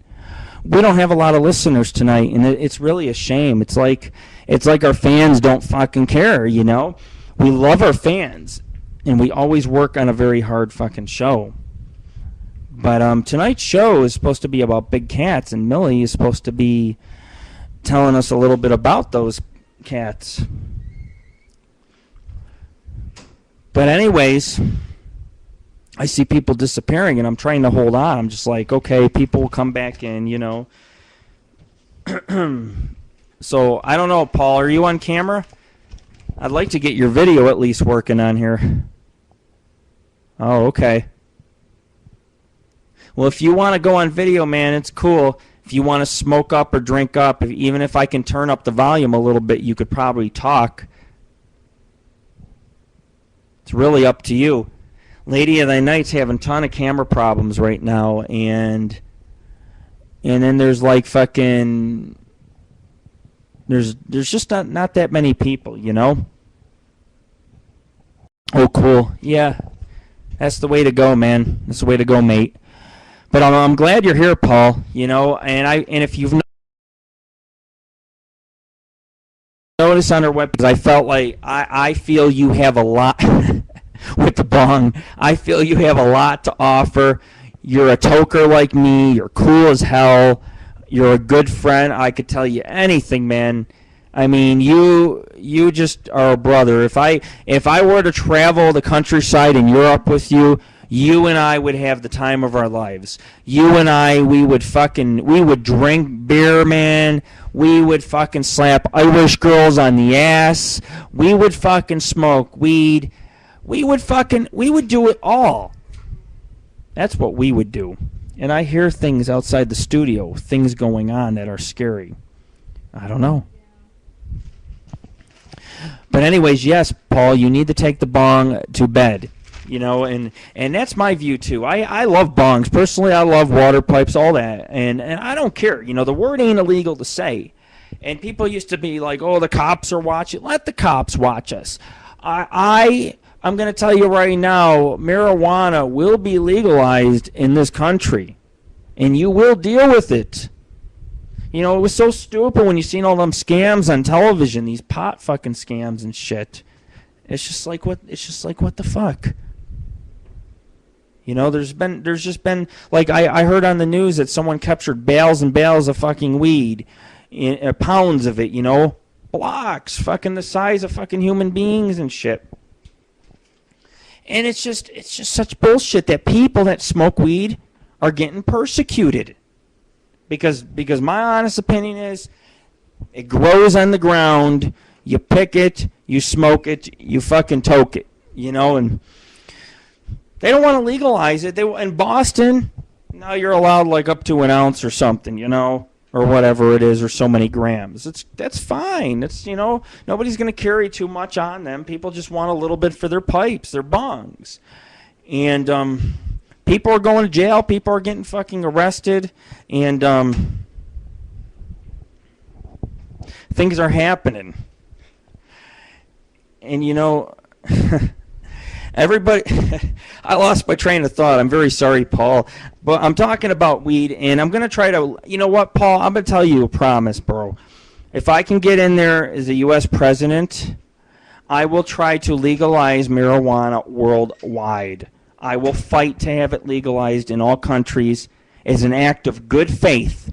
England, Ireland, all over, I will go country to country, and I'll say, please, legalize it. You can limit it if you really want it limited. You could tax it. We're going to go ahead, and we're going to do what we can, because the Lord is very giving. And this is your host, Lord Rick, of the Angel of Thy Night radio show. And all our guests are disappearing, It really makes me feel bad. It's just like, you go in and you see 15, 20, 30 people on a show, and it seems like people only want music shows. They don't want talk shows anymore, and I don't understand the mentality in that. I think, honestly, that there's just not enough talk shows. And I told Bobby T, I told him that we would definitely run a show together. Because he told me he told me about the listeners and stuff and how people were running on top of him, and I felt to myself that was wrong, and I told him, let's host a show together. But he never showed tonight. He never showed, and it's just upsetting. It's upsetting that it's like I need to be able to have support for the show, or I can't do the show. And for me to make a comeback like this a month later and to host a show in such a small studio, it's hot as hell in here. That just shows the commitment right now. We're listening to Angel of the Night Radio, folks. We're live in Las Vegas. And we got a whole lot coming more, We try to get a lot of things talked about, a lot of things done during our show, And we got a lot more to fucking come. I'm going to go ahead. I'm going to play the song November by Winter's Thrall. I need a break. I'm going to get myself a brew. I'm going to go ahead and get myself maybe something else to drink, maybe something to eat. It's a long song. A lot of people tell me that they like it. And we're going to go ahead and we're going to promote Winter's Thrall for the rest of the night. Well, the shows, I have a lot more show coming. I'm going to play one or two songs, and I'm going to come back re-energize. And we're going to talk about all kinds of other stuff coming up.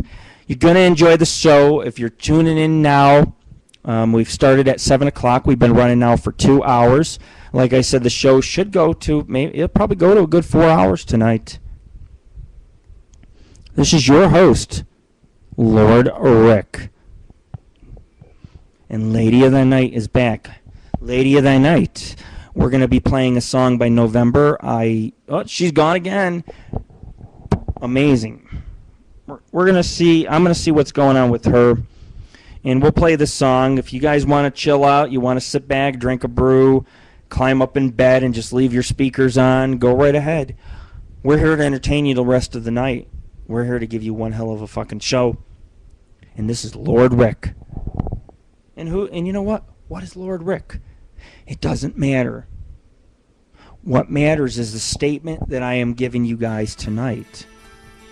A statement that's going to be heard across the world.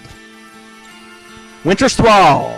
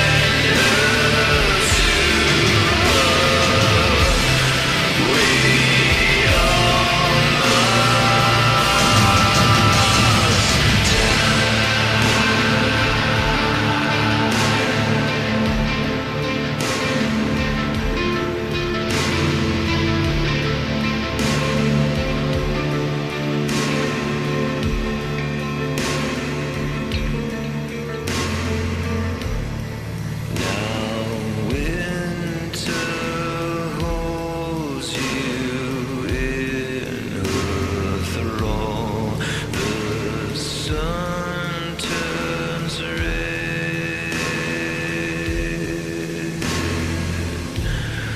The cold hard earth is calling me into her bed.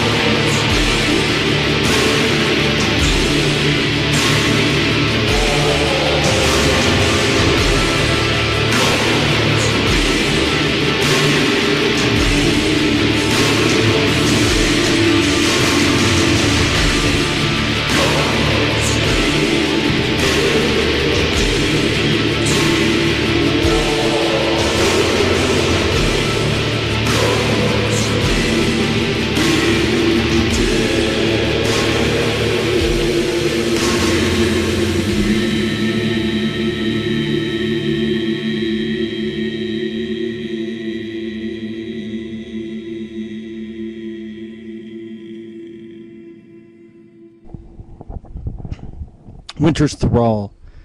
That was a nice little break that I had going on, you know. And I don't know why I don't know why Our Lady of the Night's not showing up in cam. It shows that she has her cam on right now, but she's not showing up.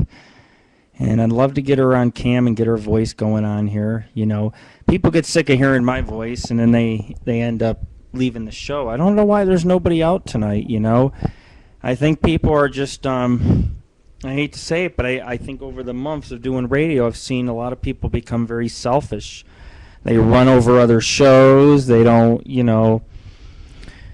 I mean, like, I've had a bunch of people block me on my last show. You know, it's like if you take my comedy, you can take my satire and comedy on a positive level. And people are taking the comedy and the satire and they're turning it into a bad thing. But anyways, if you look on the camera, you will see Our Lady of Thy Night with her holding our co-host Sneezer, okay?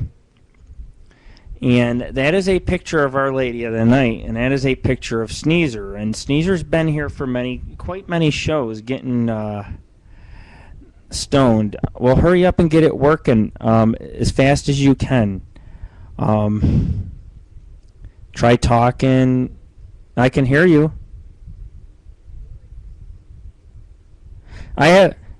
Good. I have a question to ask you. Are you with me?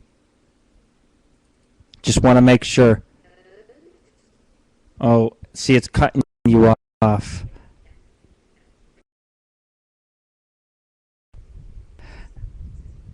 You're cutting out really bad.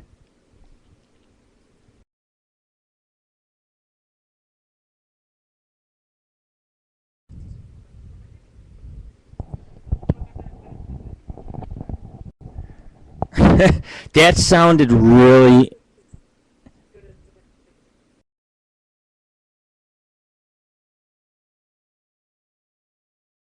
Right. I'm trying... see if you can turn up. I'm having trouble hearing you.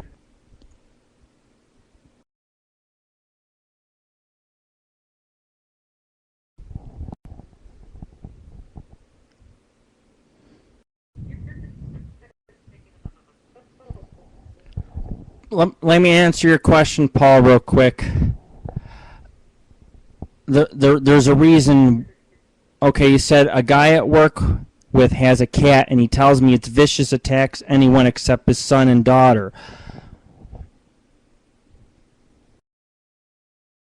Well, what does he mean it viciously attacks? I don't... What do you mean by that? Like, is it a wild cat or is it a domestic cat? Oh, okay. Well, cats, I don't know if you know about cats, but they're very... Okay. Cats are very loyal. For example, Sneezer, very protective over me. He does get nasty with anybody else. He did like Our Lady of Thy Night. He loves children. He's trained around children.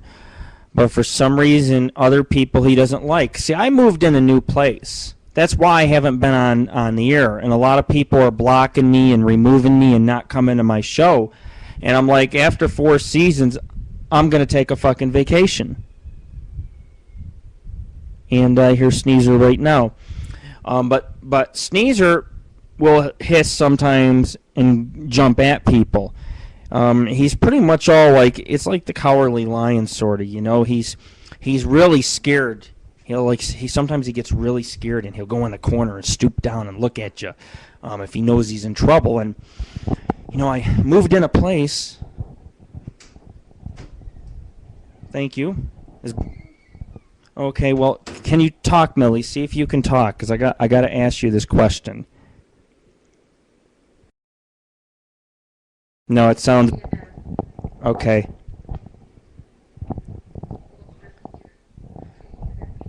Yeah, I can hear you. It sounds really bad. This is gonna sound really strange, okay, to the viewers.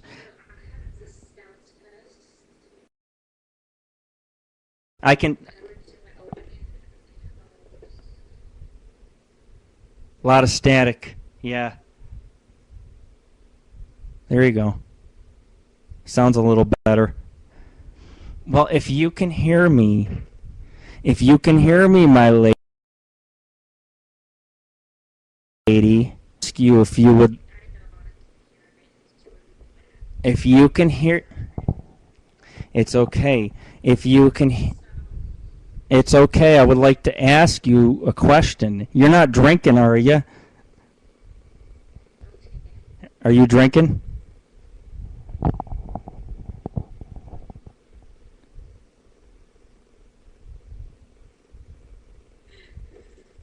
She's laughing. Uh-oh. She's been drinking, folks. So, my lady,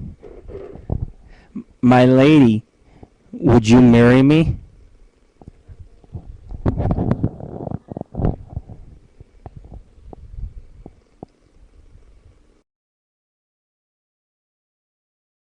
Stopped.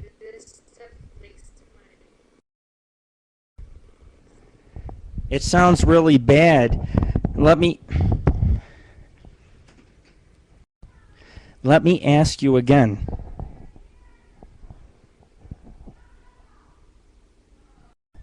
Would you Millie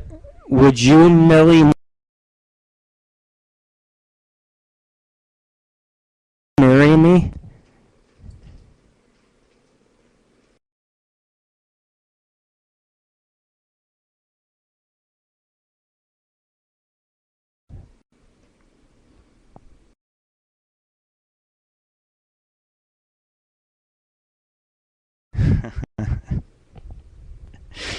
Wow. See, folks? Now that's something I can be happy about. Huh? I am speechless. Because, you see, Millie, I've been wanting to propose to you on my show for a little while now. Ever since the day that I met you last month ago.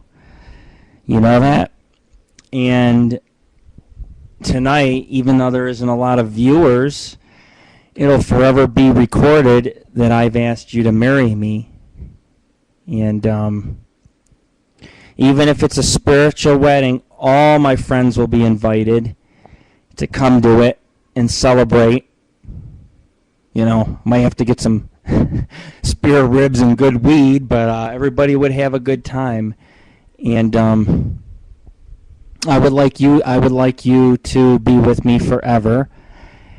And of course, love each other, because you are an awesome co-host and an awesome friend, and you're such a great girlfriend. You know, you're such a great lover. And I know that a lot of people don't want to listen to the show and hear this mushy stuff, but part of who I am, part of the reason why I keep going is because of you. And the fans should thank you, because I keep doing this show because I love you too. And we connect, and it's something we both enjoy doing. But I would like to marry you, and I would like you to be on my side.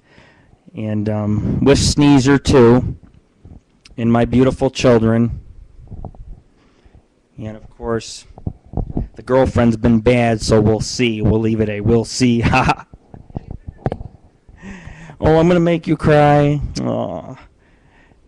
I know that when people replay this, they're going to replay it. There'll be 50, 100 people that replay it. And then when I eventually put it on disc, thousands of people will see that the Lord loves Millie very much. And I would love for you to be with me, because, you know, you're just one of the best things that's ever happened to me, you know. And I know there's a lot of, like, jealous women and men out there of us, because they think, wow, you know, they try to get in the middle and create drama online. And you and I, we found a way to work past that. And I am really excited to have you in my life. And of course, everybody's leaving, so I think everybody's kind of taken offense to the fact that I just proposed to you on the Angel of Thy Night radio show.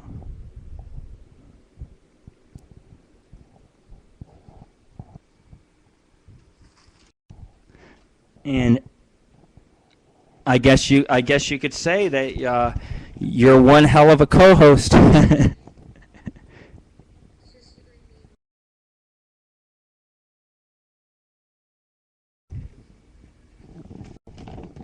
Hmm? Oh no, you didn't scare everyone away. Paul was going in bed. Maybe he lost the server connection. I don't know. No, no. You know, I feel like if you're gonna do a radio show, you've seen Howard Stern, and you've seen that like on his show, all kinds of different things happen. You just never know. And it's kind of like our show. You just never know what's going to happen. And I told you earlier today that I had a surprise for you, and that was my surprise to you. And you know, I know that makes people in life very jealous listening, because they don't understand that you and I are really good companions. You know, and you know. It's very hard because you're one of the very few women that's ever accepted my religious views or my paranormal views or my lifestyles or my polyamorous lifestyle. You're very accepting of Lord Rick. And I think that's the problem. I don't think my fans are accepting me. And that's why they're not here tonight, because they don't support me in the raw radio that I do. And it really sucks, because we've had guests on our show and we've had a good time. And I want to welcome Paul back to the room. And you know, I mean, there's a lot I have to talk about. You know, I care very much about you, you know. And I'm glad, and I hope one day I can take you on paranormal investigations, because you're a very important member of our society. You're a very important member. I mean, and that's the whole thing. Because of my society, I met you. Because of my society, I met Paul. All these people that I met were because of the Paranormal and Ghost Society. And I'm very proud to be able to be the founder and to be able to come across souls like you guys. It's a wonderful thing. And, you know, I know one day me and Paul will go walking around and investigate something together. And I know we'll have a good time, because that's what this is about. It's about the people that you meet and the good times that you have. And I have fallen in love all because our society has brought Our Lady of I can't even talk. Our Lady of Thy Night and myself, Angel of Thy Night, together. So I want to thank all you fans for listening. And we're going to get on with the show. Do you have anything you'd like to say before I get on with the show? I mean, you can butt in at any time, but I'll give you some airtime right now.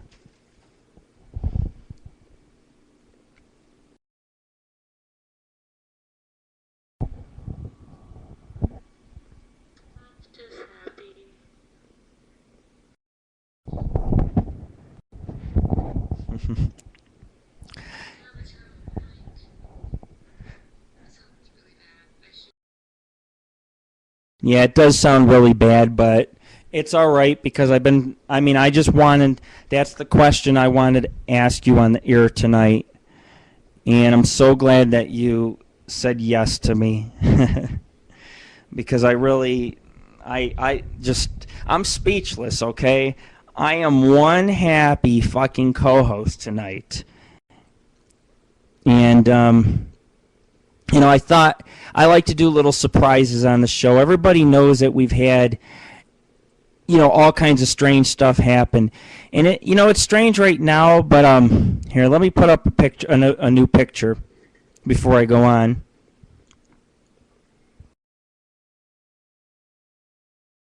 And it never appeared. How strange.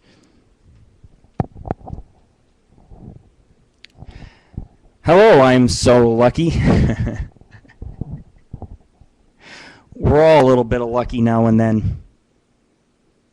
Yes, that picture I was going to put up, that was taken on the stratosphere, okay? And you know, that's when things got a little bit naughty between the lady of the night and myself. Things were getting naughty, you know?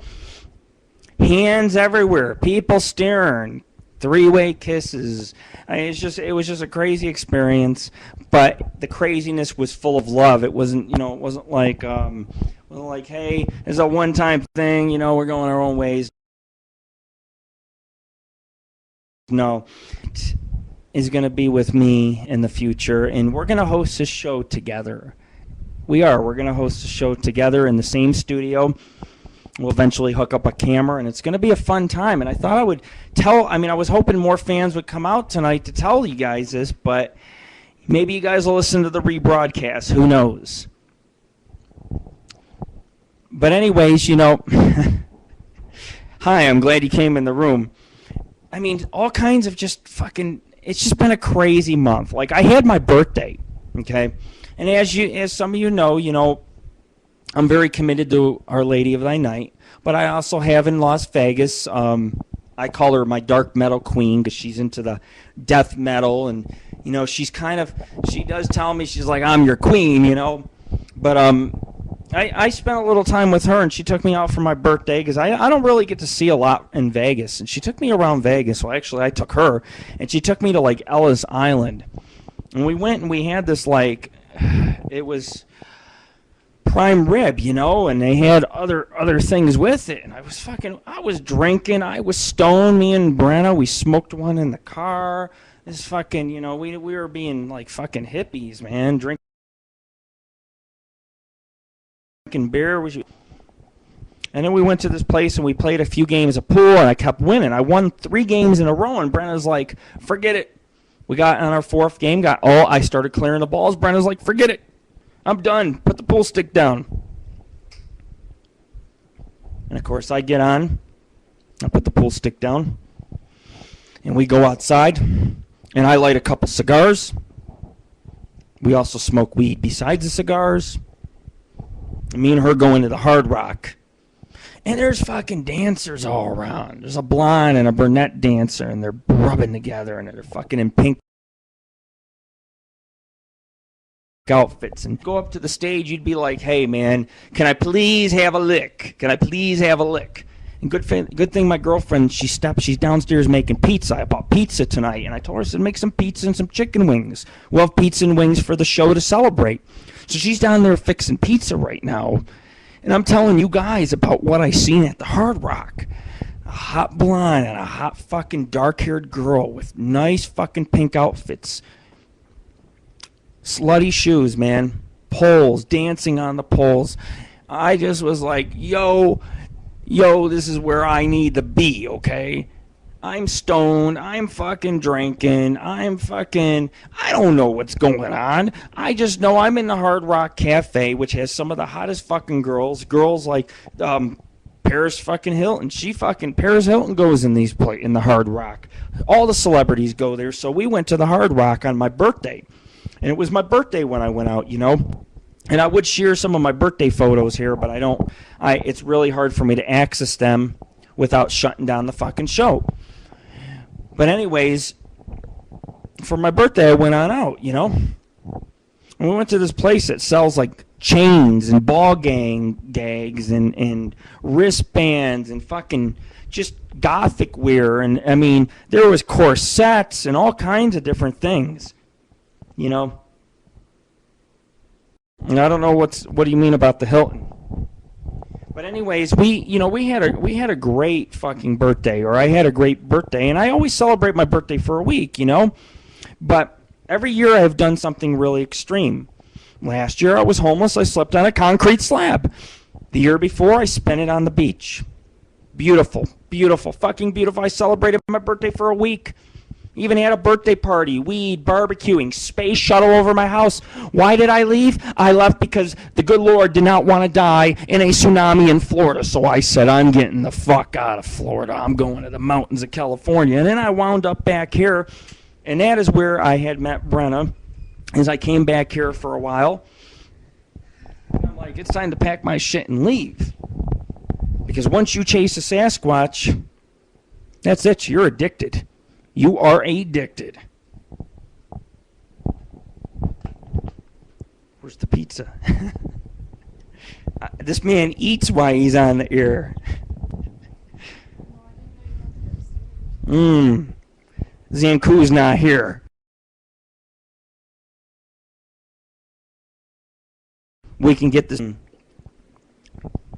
What exactly did the sun do? Oh, you can tell me later then. My sons they get into all kinds of trouble sometimes. But anyways, I have stitches on my mouth, you know? So when I'm hosting the show, just remember me. Just be thankful. My mouth is in pain, and I'm still hosting this fucking show for you. Because I stitch up my mouth. When the dentist took out the rest of my tooth, the dentist said to me, beautiful. He looked right at me, he said, beautiful. I said, yeah, it is beautiful. I get to get the fuck out of here. Imagine me. I'm pumped up on fucking Novocaine. I'm fucking high. I'm walking around Walgreens. I don't know paper. I can't wipe my ass. I tried the sins of the Lord. This is time for the sins of the Lord. I tried to take toilet paper from the bathroom to wipe my own ass, okay? That's what I did. Had to wipe my ass somehow, so I took a bunch, you know? And then I thought, this is ridiculous. I need the whole roll, and I almost ripped the toilet thing off the wall. It wouldn't come undone. I was like pulling, yank, yank, yank, fucking big noises. And I walked out of Walgreens, and they're like, sir, your medication is done, sir. Because, see, I got 2 sets of painkillers for my fucking tooth. Like, I gotta go to the dentist more often. But anyways, we have Millie on. She's not on cam, but we have her by voice. And I'm sitting here, and I am in pain. And I was talking about, you know, I didn't mean to make Millie cry. It seemed like everybody left when Millie started to cry. And there's nothing wrong. There's a little bit of emotions on this show. And I understand for our viewers. You guys are emotional because I'm running for president. President of the United States of America. And that pisses people off. They're like, this guy for president, he's a whack job. I'm not a whack job. I know what I'm talking about. I got this show all remembered in my head from 6 hours to 5 hours to 3 hours. I'm a genius. I'm a fucking Einstein. Yeah, that's okay if you turned off your mic. Like I said, we can get on with the show. I was busted by the cops, okay? I was busted by the cops. I was sitting out in the parking lot one day, dropped my girlfriend off at work, and I told her, I said, I really don't like to sit in front of your work, you know? She's been trying to show me the back, drive the car and back to show me how somebody's bashing their car into the computer shop and robbing the computer shop. Well, cops pull up behind me. Sir, what are you doing? I said, I'm taking my girlfriend to work. Now the cop rolls up, and I'm kissing Brenna on the lips, you know. I love to make out with Brenna. I love to kiss her as much as I love to kiss Millie, or a lady of the night. But I really like to kiss Brenna a lot. And I was making out in the car when the cop rolled up. I'm sorry, you know. I tend to do these things. I tend to get in trouble. And the cop let it go, you know. He said, all right, sir. He said, have a nice day. Sorry. And then he pulled off, and then he stopped. And he watched me for like a half fucking hour. Because Brenna went into work, and I wanted to go get me some breakfast. So I went and got me some breakfast, and the cop was getting mad. It's like, look, I ain't driving, officer. I am not going to have you follow me from the parking lot to this street. I will sit my car in here. I will camp out with a goddamn weenie roast and a couple sets of tits dancing over me. That's right, tits. Because this is a bad, raw fucking show, and we're here to swear. We're here to be raw. We're here to be bad. Because there are no rules in this show. The only rule is the rules that you make. But when you're under my roof, it's like when you enter this chat room, it's like welcome to hell. You've stepped into hell. It's a good hell. It's a pleasurable hell. And of course, our other co-host did not show up tonight. Bad, shame. You know, we're going to have to start assembling some new co-host and get some new co-hosts on the show. Jeannie didn't last very long. Jeannie lasted one show. Jeannie's gone. Honestly, Jeannie, I think you are a stuck-up bitch. You're so fucking straight. No, let me put it this way. You're straighter than a goddamn fucking nail, all right? And I don't like you. I don't like these girls with a bunch of bins for daddies for their fucking kids. I'm roasting you because I know what you did. The Lord was watching. Your sons ate your chicken wings. Oh, those boys of mine eating my chicken wings. Yeah, well, those kids I got crazy kids. They walk in my shoes. They act like me, you know. But anyways, the pizza and the wings have arrived, thanks to courtesy of Brenna. She's been in and out of the studio, but she's not here right now. She just, it was very nice of her to give me some pizza and stuff. Because we got to eat, during the show to keep the energy going and shit like that. You know what I mean?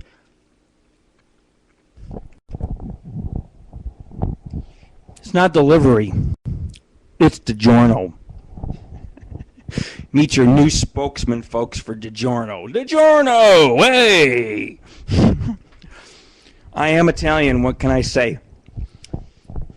And Our Lady of Thy Night, who's in our room right now, what do you think is one of the best assets of an Italian male?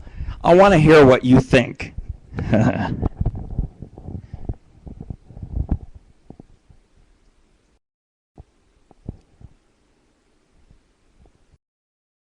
It takes a while for it to get to the chat room.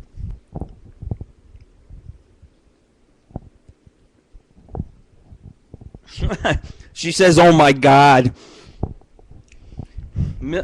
Our Lady of Thy Night said to give Brenna some kisses from her. Hey.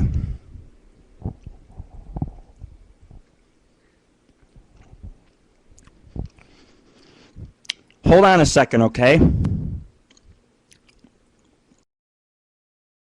I'll be right back. I'm trying to eat this food and at the same time host a show.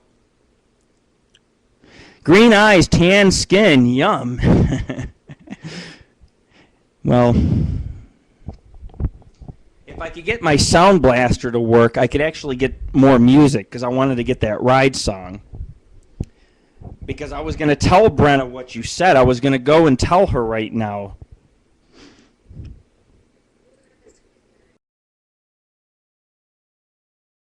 Green eyes? I don't have green eyes.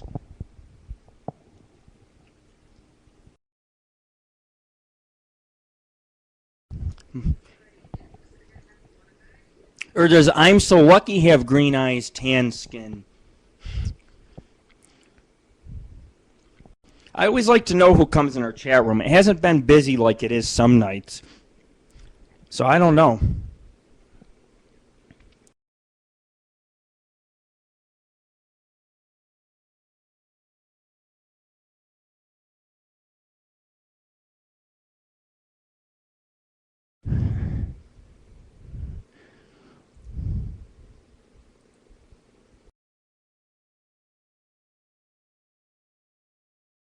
Well, I'm going to go ahead. What I'm going to do is I'm going to play another song because I wanted to see what Brenna is up to right now, and see what's going on. We always like to try to make the show exciting with new things, And I'm sitting here in the studio because I got chicken wings and I got pizza and all that. It's just that we can't. I'm having trouble getting. Okay, there we go. I'm going to be taking a break, and we will be back in about 2.5, 3 minutes.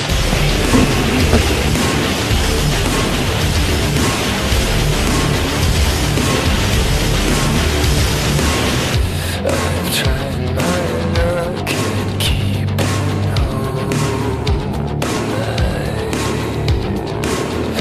I've tried my luck at staying home.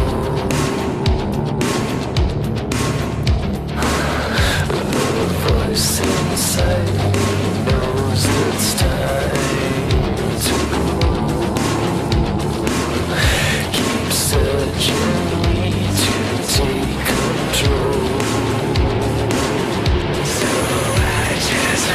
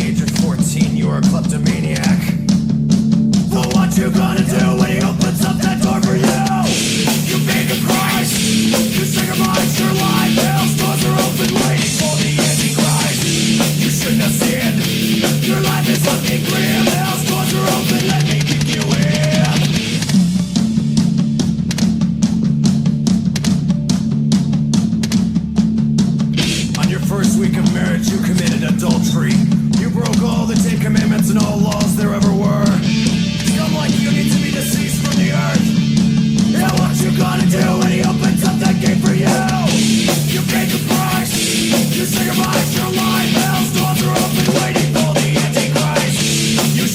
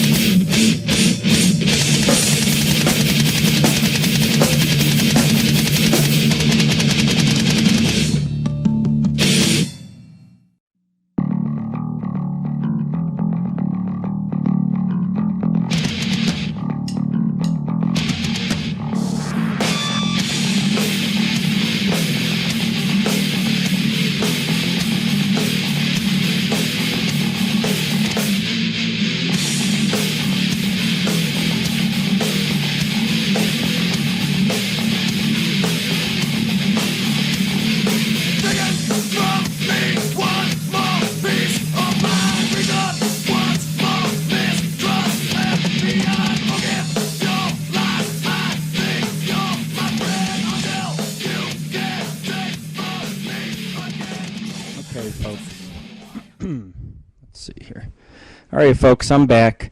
We had a little bit of a technical difficulty. My keyboard to my system wasn't working. Are you still with us, Our Lady of the Night? Can I hear your audio right now? Okay, well, I brought Brenna in the studio so you can tell her what you said. You can tell her what you said in the earlier, and I'm going to hand over the microphone to her so I can finish eating, okay? I need a break.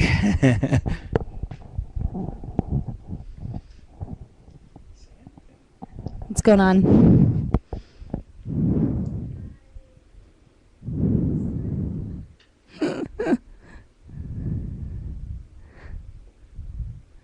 Oh gosh, it must have been good. I got dragged from downstairs up here.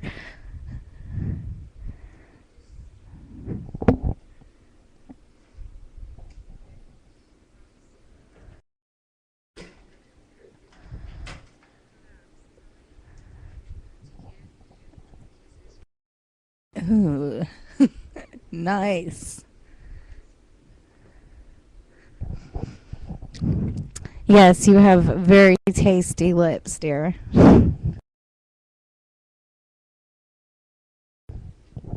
I would love your kisses at any time.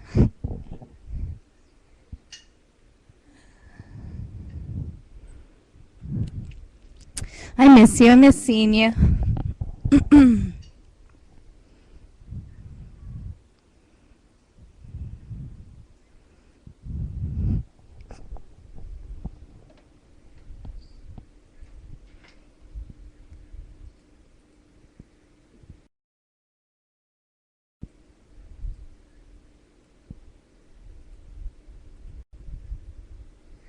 Are you really?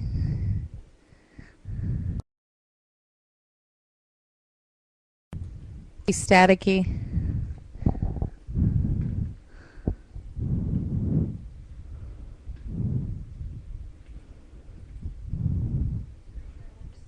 It's okay.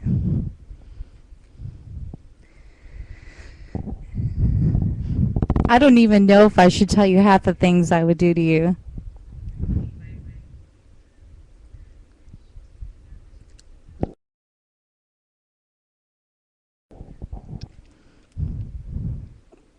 Look at the picture Rick put up.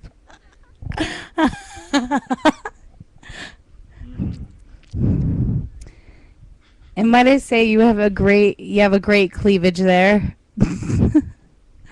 You have better boobs than me. I'm mad at you. I'm just kidding.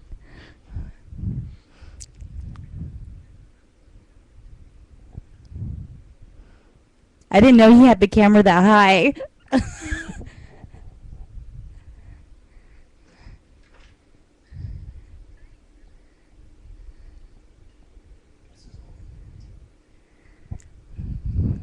Go yell at your kids.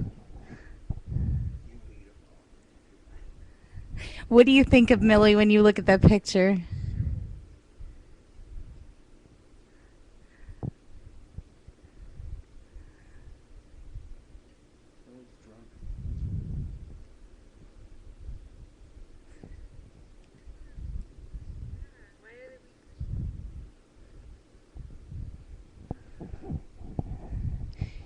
And you have a great smile. You do really good in pictures.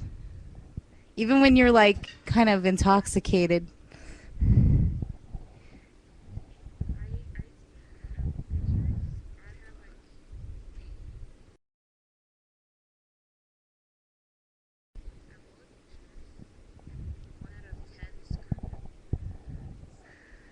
Not necessarily. I don't think so.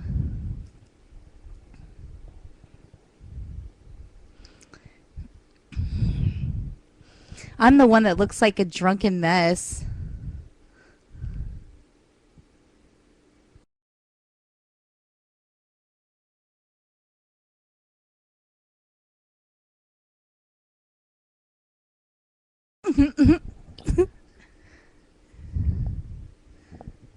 Oh, I could say the same about you, hon.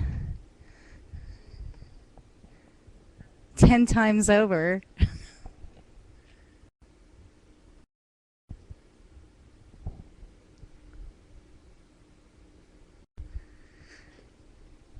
I wish you were here right now so I could touch you.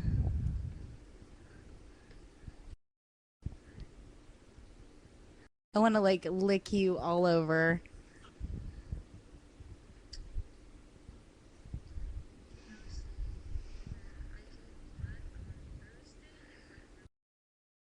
Why? What happened?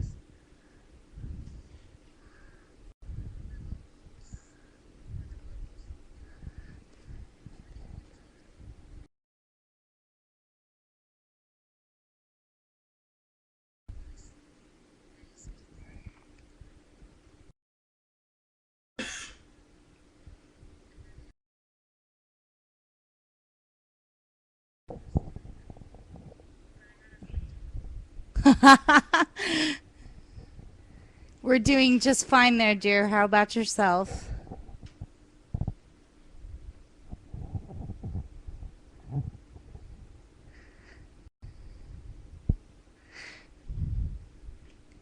Are you tired, Millie? Were you drinking absinthe tonight? Nice. How much did you drink?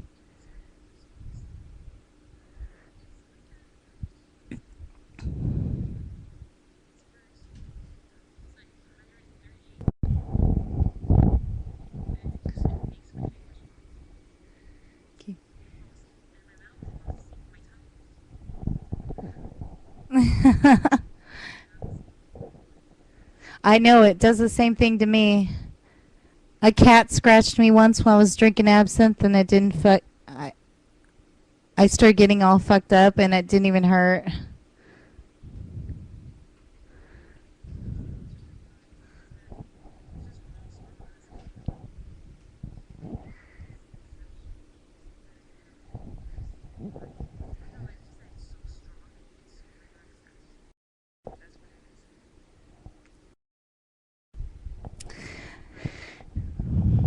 You know, I'm wearing some pretty sexy lingerie tonight, too. I'm pretty nude right now. I know, I was wondering what you were wearing.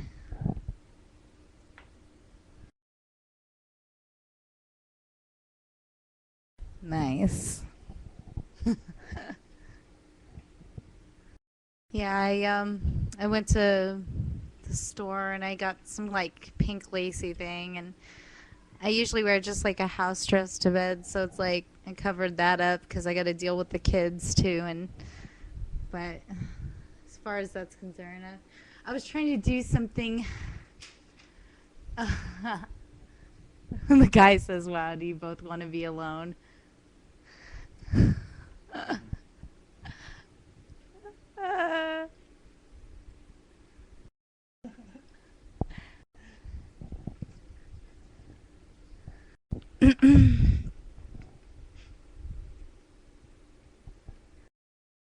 Well, at least you're being a gentleman. Rick says he doesn't want to be a gentleman.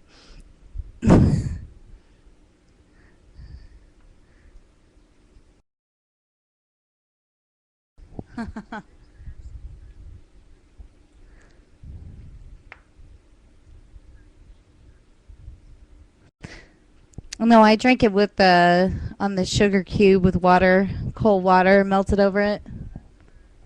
Yeah, that's the way only way I can drink it. I like oh, it tastes like shit.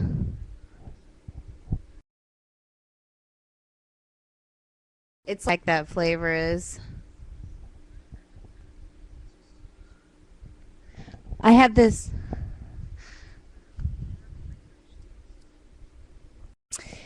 Millie, that picture I think I was very fucked up in, and I wanted to fuck the shit out of you, I think, in that picture. So bad. I told Rick if I do end up with you, I was like, he's gonna have to watch first. He'd probably be mad at me. She goes,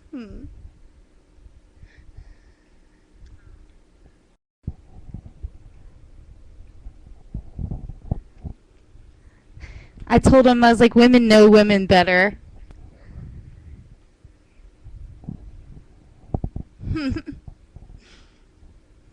But he's too much of a dominant man, so he would probably make me be the submissive too. We'd both be like worshiping Rick.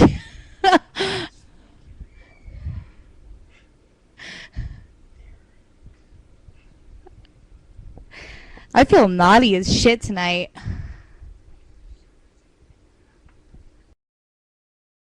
That's fine.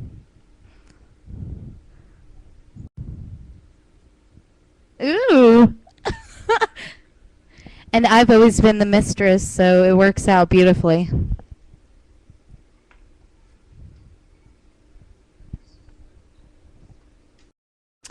Oh, I always just tell everybody what to do. I'm like the puppet master.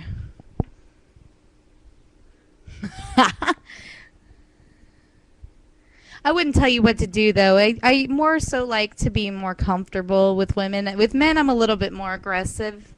With women, I'm just like a little bit more, like I allow them to do what they want to do. I like to be soft with girls. It's fun. Unless they want it rough.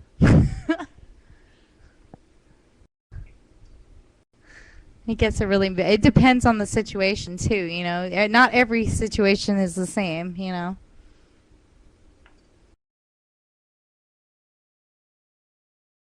honestly, like with a girl, I really would love to have like a romantic moment because it's been a long time since I've had that. It's like, something I crave.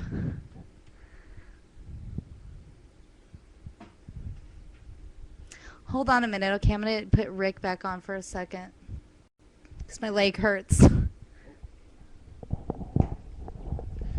Folks, you're listening to Angel of Thy Night Radio, and I just been chilling out. I just been listening. I always like to put other people on the air and let them talk, Millie, I have a hard time hearing your microphone. I don't know if you can turn your microphone volume level up. I know that on the if you look on your Adobe Flash Player settings, there you go. Dude, I can hear that sexy ass voice.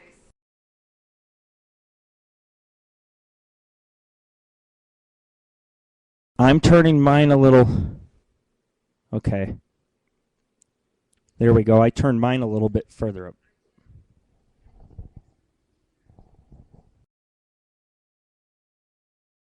Yeah, well, I have some problems too. Well, that's a plus. You're able to stay in the show and tune on in, I don't know what happened to Paul. See, what happened is that everything closed out and I had to restart the show. And that's just, you can't complain when it's free. Live video is free. Now live is also free to an extent. And, we thank them for hosting our shows. And you can't complain. If we get booted out, we just go back in and restart the show, And some people don't want to wait around, a few minutes for it to come back on. I don't understand it. Everybody kind of just, leaves. But, I definitely wanted to put Brent on the air with you tonight for a little bit because I felt like I wanted to get her on the show and everything else, And, of course, I don't know how many are tuning in from my widgets, so I just keep going, But anyways, for our people listening, I'm going to try to continue on a little bit with the show so I can get running to where it's got to go. I went to court with my ex, and the worst thing you could ever do in your life is go to court against an ex. It's not something I like to do. I did it one other time in the past. Actually, 2 other times I did it. One time was with an ex-girlfriend, and another time was with another ex-girlfriend, but this time the girl was a drunk and a druggie and fucking was just trying to fucking... she was just acting retarded. She went to court. The judge laughed at her, But the worst thing you could ever do is go to court against your ex. So I had to meet my ex, and, and the guilt, these women, these exes, they lay guilt trips on you. That's what she tried to do with me. And it was like I tried to stick up for my ex, and what really pissed me off is the judge didn't even want to hear what I had to say. So we no longer live in a free country. I mean, if we're not allowed to talk to the judge, then what kind of law system are we dealing with?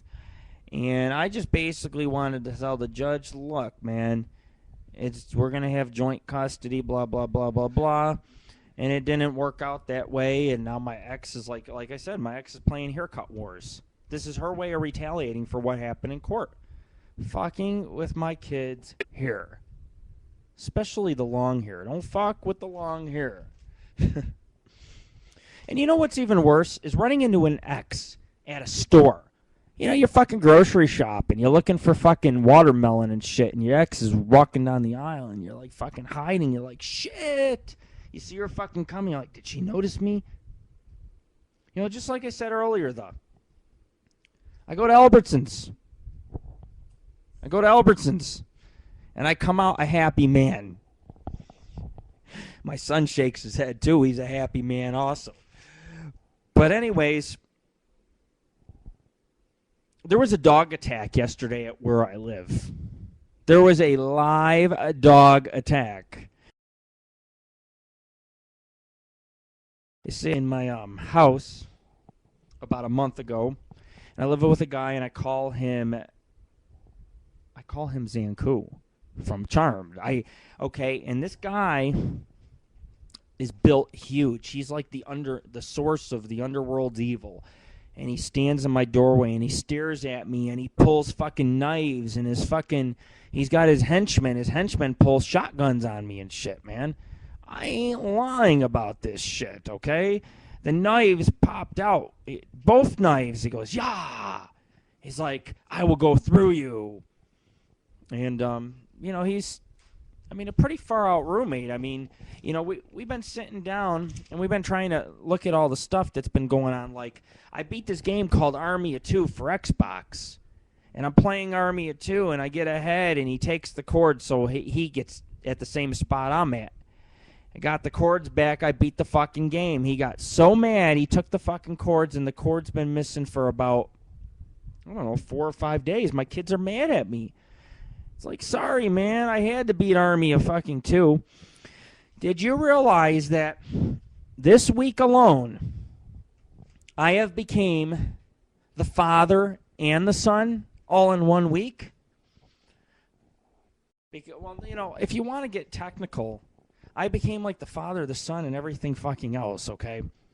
Because, see, I moved in with this roommate, and he thinks he's my father. He thinks I'm his son. He'll look at me and be like, you didn't scrub the dishes. And he looks at me with serious eyes. And then, one night he said to me, you must be more drunk than me. I wasn't drunk. I was high, man. I smoked a fucking big one, okay? I was high.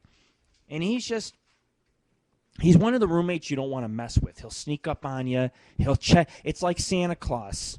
He knows when you've been bad or good, so be good for goodness sakes. Because Zanku's watching you,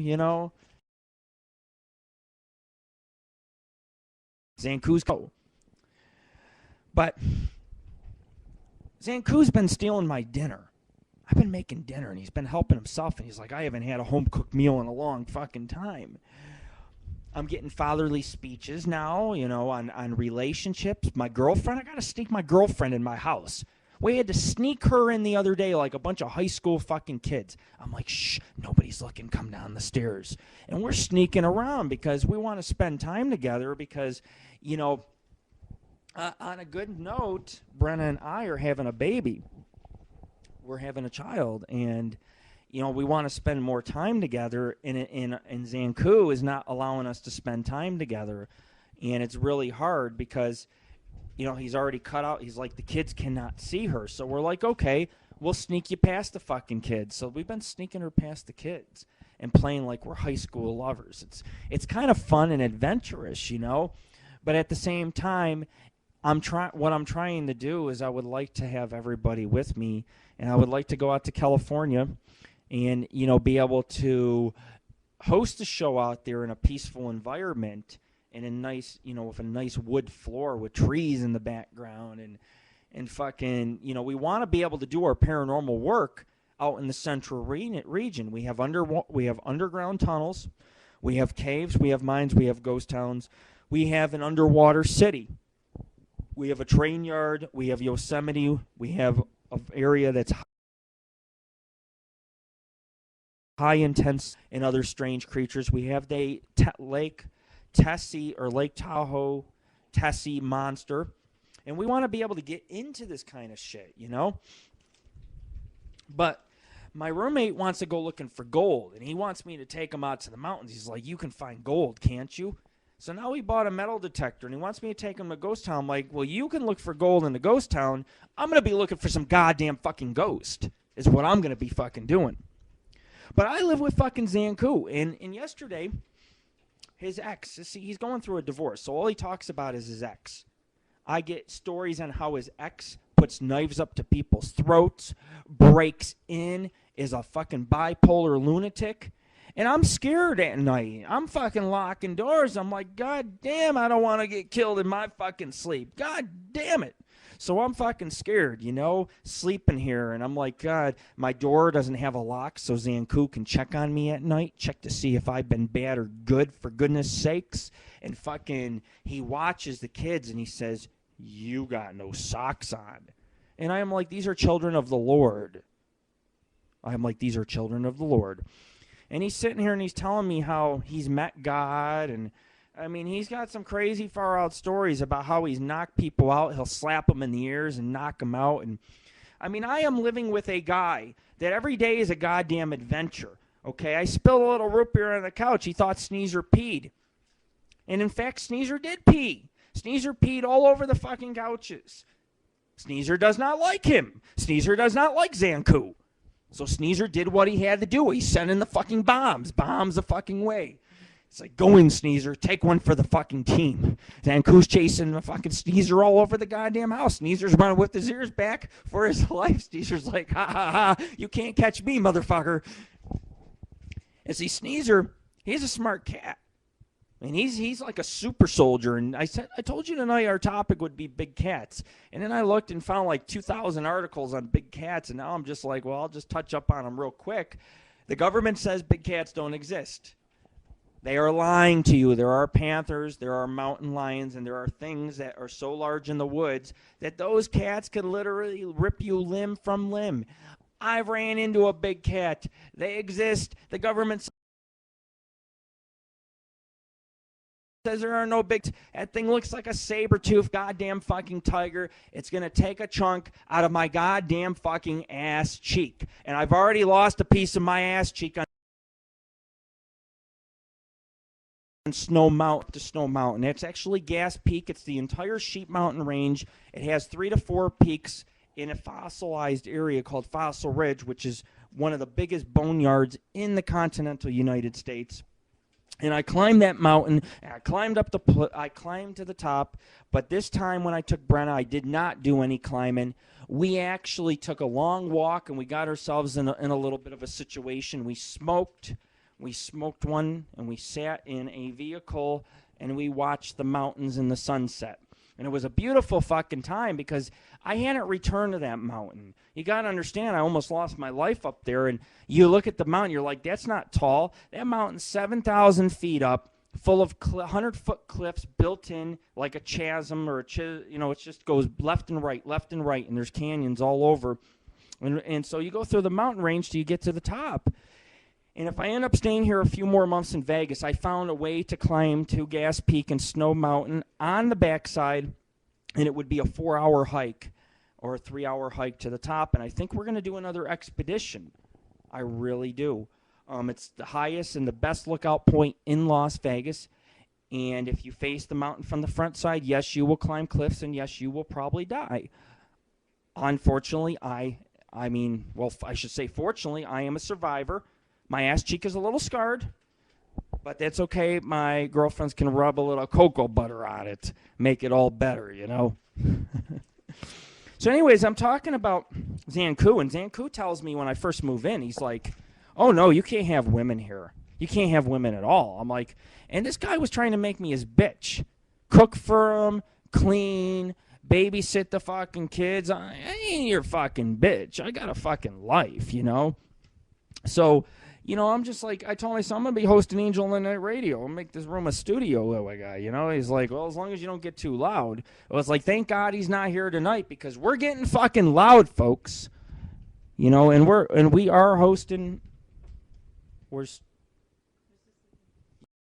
You're looking in the room. Yeah, we have a lot. We have a lot in there, but I got to change some things on our main page. But anyways, you know, Zanku pulls out a stun gun on me the other day ago. And he says, this has got double the volts. This will knock you on your ass. I'm like, keep that thing away from me. This guy's pulling knives, guns, stun guns on me. He believes in walking around the house with a knife. He locks his bedroom door so when my modem crashes or his router, we can't get in to fix it. If I beat him at a video game, he starts getting really angry. He starts taking the Xbox cords and shit. I bought Tony Hawk Skater for my son's birthday. Come on, folks. Tony Hawk rules. It's an awesome fucking skater game. And I'm skating, I'm racking up points. I'm having fun. I'm like, fuck, this is awesome. And I got to play that game one goddamn day, and the next day the cords were fucking gone. This is an act of war against the almighty Lord. And believe me, I'm going to fucking come down on his ass. I'm staying one step ahead of him. I'm like, and he's got like surveillance, I think, in the house and shit. It's like, come on, man. Who does that shit? He's so paranoid, he'll leave the house for 5 minutes, call his kids, are you okay? What's Lord Rick doing? Where's Lord Rick? Lord Rick is behaving himself. Lord Rick is sitting here folding his arms, and he's watching these children. Because like I said, I have lots of children. Mankind and this planet is my child.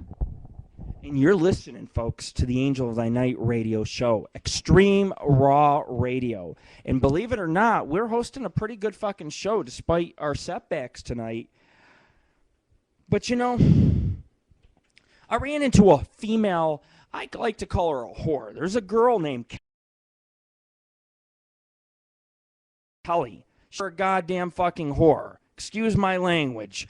But you fucking tell me that I can live in your house out in Armagosa Valley. You're like, I got a 4-bedroom house. I even have a second house on the land you could live in. I will help you out. You don't have to pay nothing. Just clean and fix up my house a little bit. Well, I waited for Kelly to come the night before. She said she's our #1 radio show fan. Says she's our #1 fan. I say, okay, you'll have no trouble meeting me. Well, the first day she didn't come out.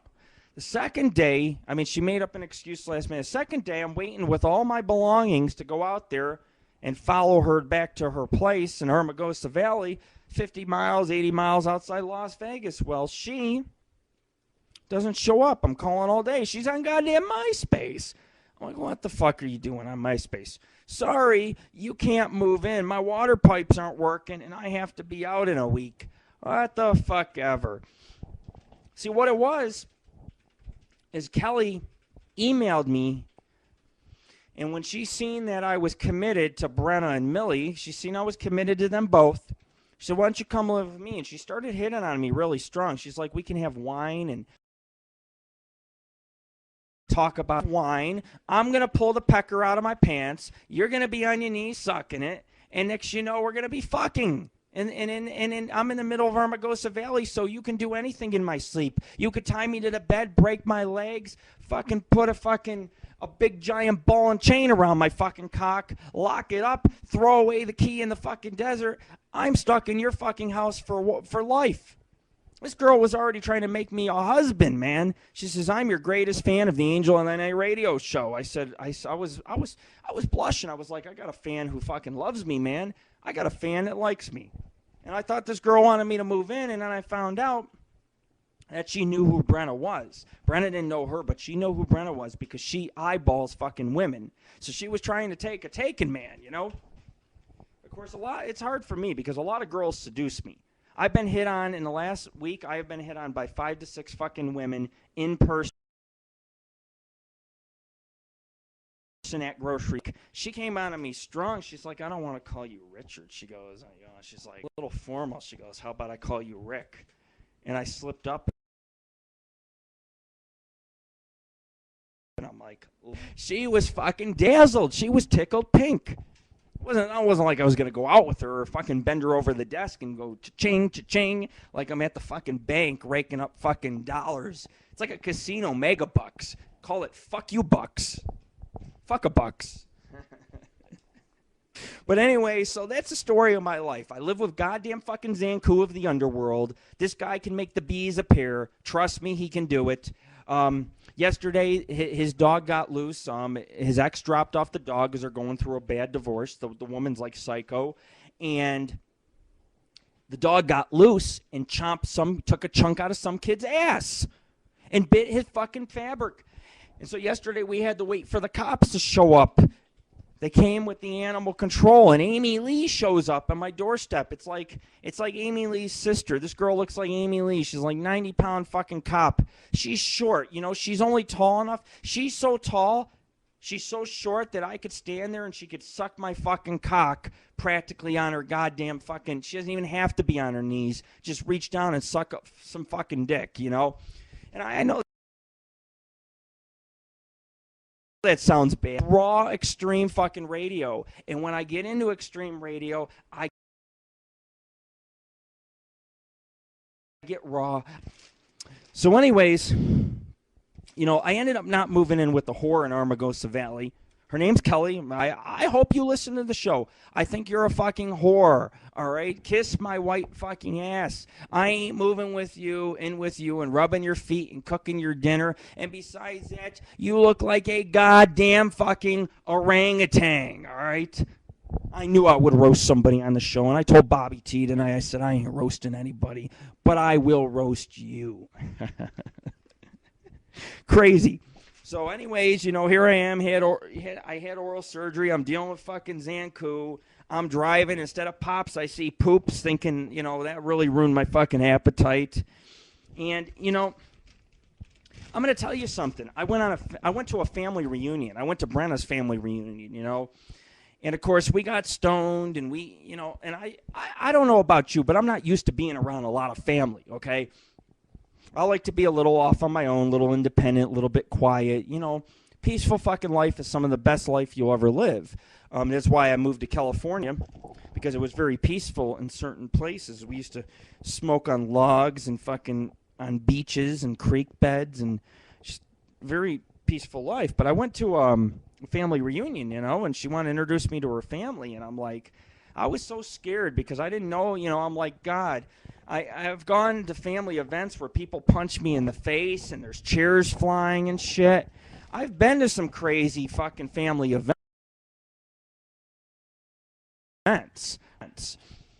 So anyways, I get there and everybody was very nice, and I didn't really know what to talk about because, me, what am I going to sit there and say, I chase Bigfoot stoned. I see demons in cemetery in a fucking grave hole. I mean, I entertain the public. My time, as you can see over the years, being members for the last decade, you guys can see the changes that are going on. I started off in asylums and old cemeteries, worked my way to fucking the jungle and fucking historical sites where colonials, where there was settlements. Like St. Augustine, and then you see me come out here and do ghost towns in the West and the mountains, and you see the changes that are fucking going on, But anyways, folks, the vacation's over, and we're ready to investigate again. I have possibly found a female paranormal investigator, and I've actually had a couple women write me recently, and they want to investigate for our team. They want to go out in the desert with me, and they want to hike around, and they want to look for ghosts, Who knows? Maybe they want to look in my pants. I don't fucking know. But I know one thing. We're going to start our investigations back up. And we're going to start doing a radio show every couple weeks. Despite the lack of people that have showed tonight, I had over 30 people lie to me tonight and say, I will be there. And it's like, fuck you. Suck my fucking cock. You motherfuckers. You lie to me, you've lied to the Lord. I will punish you. When the end times come, I will punish you. My soul will be like a fucking black fucking plague, and it will fucking transpire in every fucking vein in this earth. People fucking suck. And I'm very angry. I go on vacation and everybody says to me, I'm not going to be your friend anymore because you haven't hosted a show in the last couple weeks. Well, fuck you. Put some goddamn fucking diapers on and stick a goddamn pacifier up your ass. Right clear up your ass. But if you are a true fan and you came out tonight, God fucking bless you from this Lord, from this God of the night. And we have our Lady of the Night in the room. And I'm sure she looks very lovely. I wish I could see her on cam. Lady of Thy Night. Oh, well, I don't know. It usually says, yeah, but it's waiting for the video, so I don't know. But anyways, I am a son of Zanku.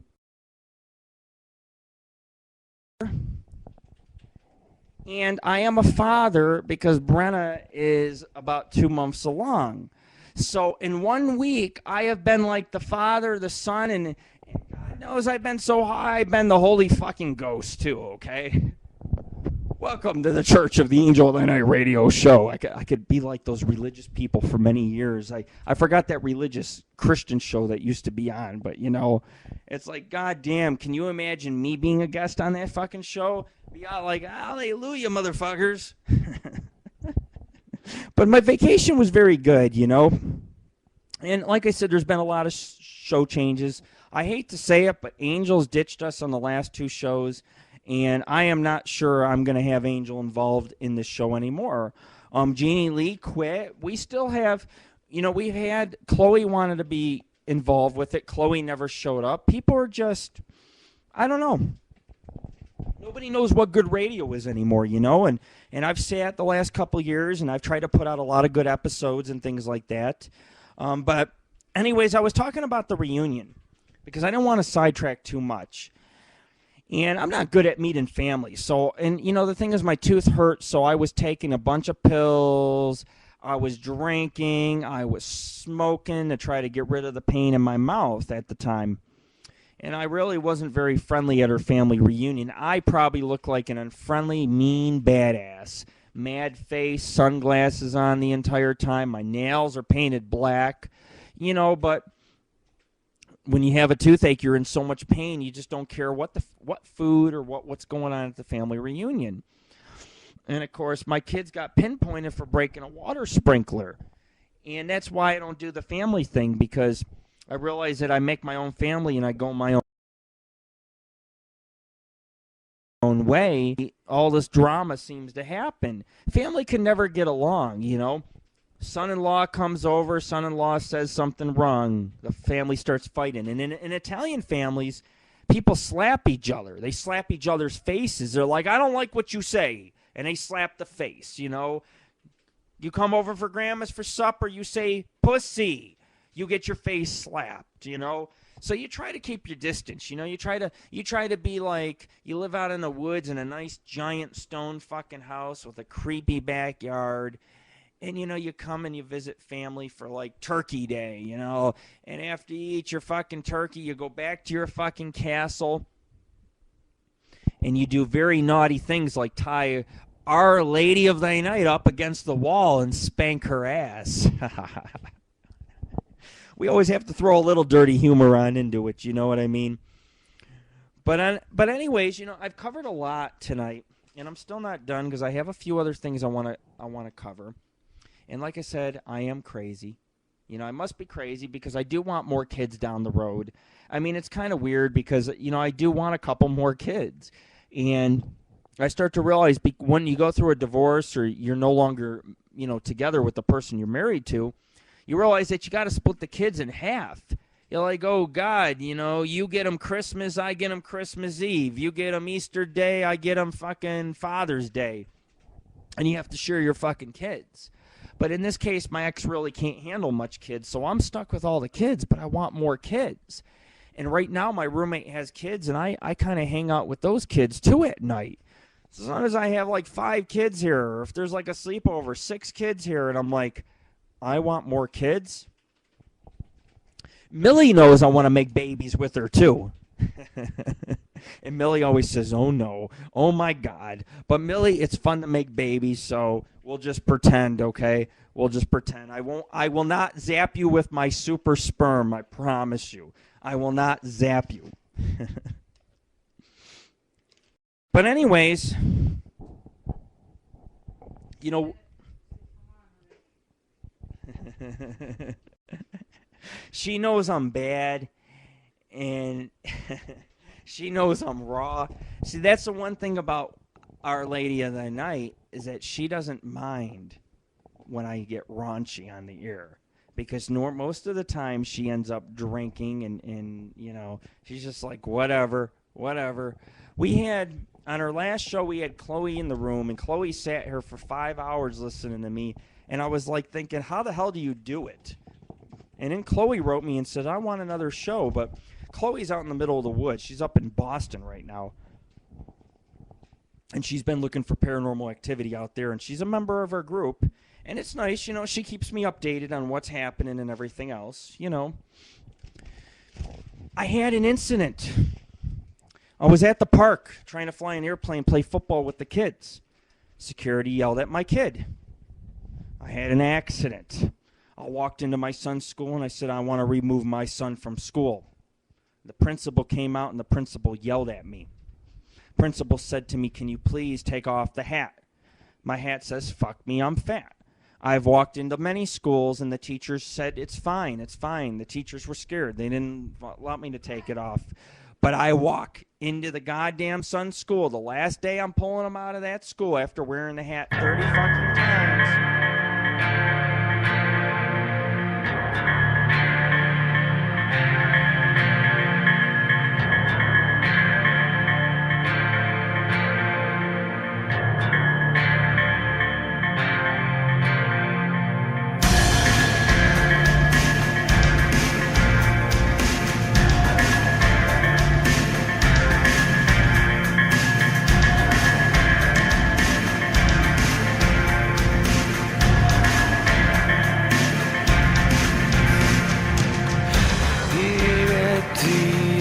Summer, I watch the days drawing, the pale light so full of questions, I cannot move on.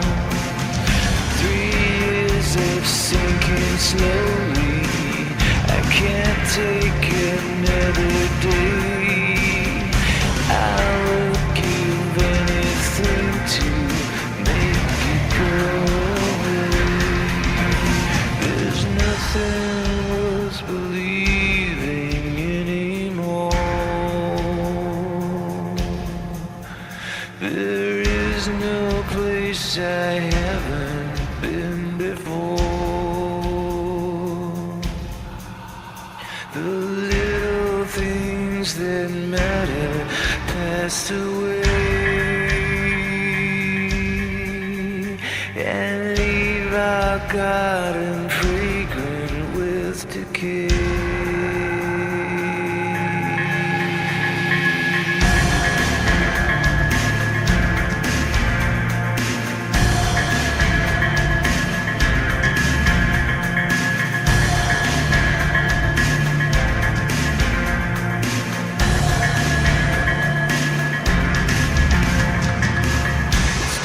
Empty space inside now, under the barren trees. Your absence fills the silence, and your voice still haunts my dreams. I can't find a sense of purpose, I can't seem to get a hold. I can't find my peace of mind. Leaves me feeling cold.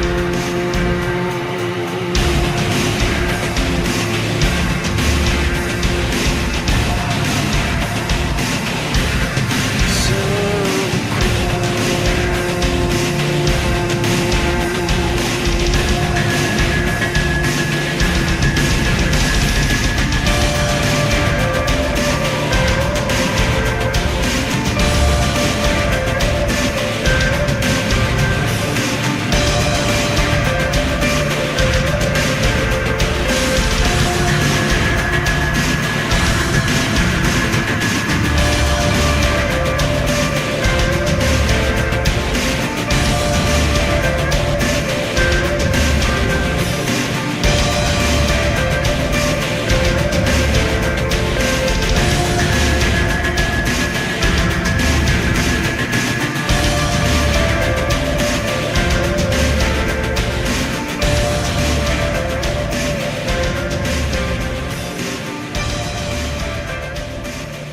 very sorry about that. I don't know where I left off on Craigslist.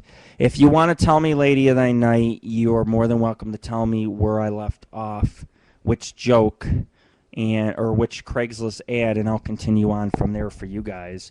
Because it did cut off. Are you with us? And thank you. Okay. Where did I leave off on Craigslist?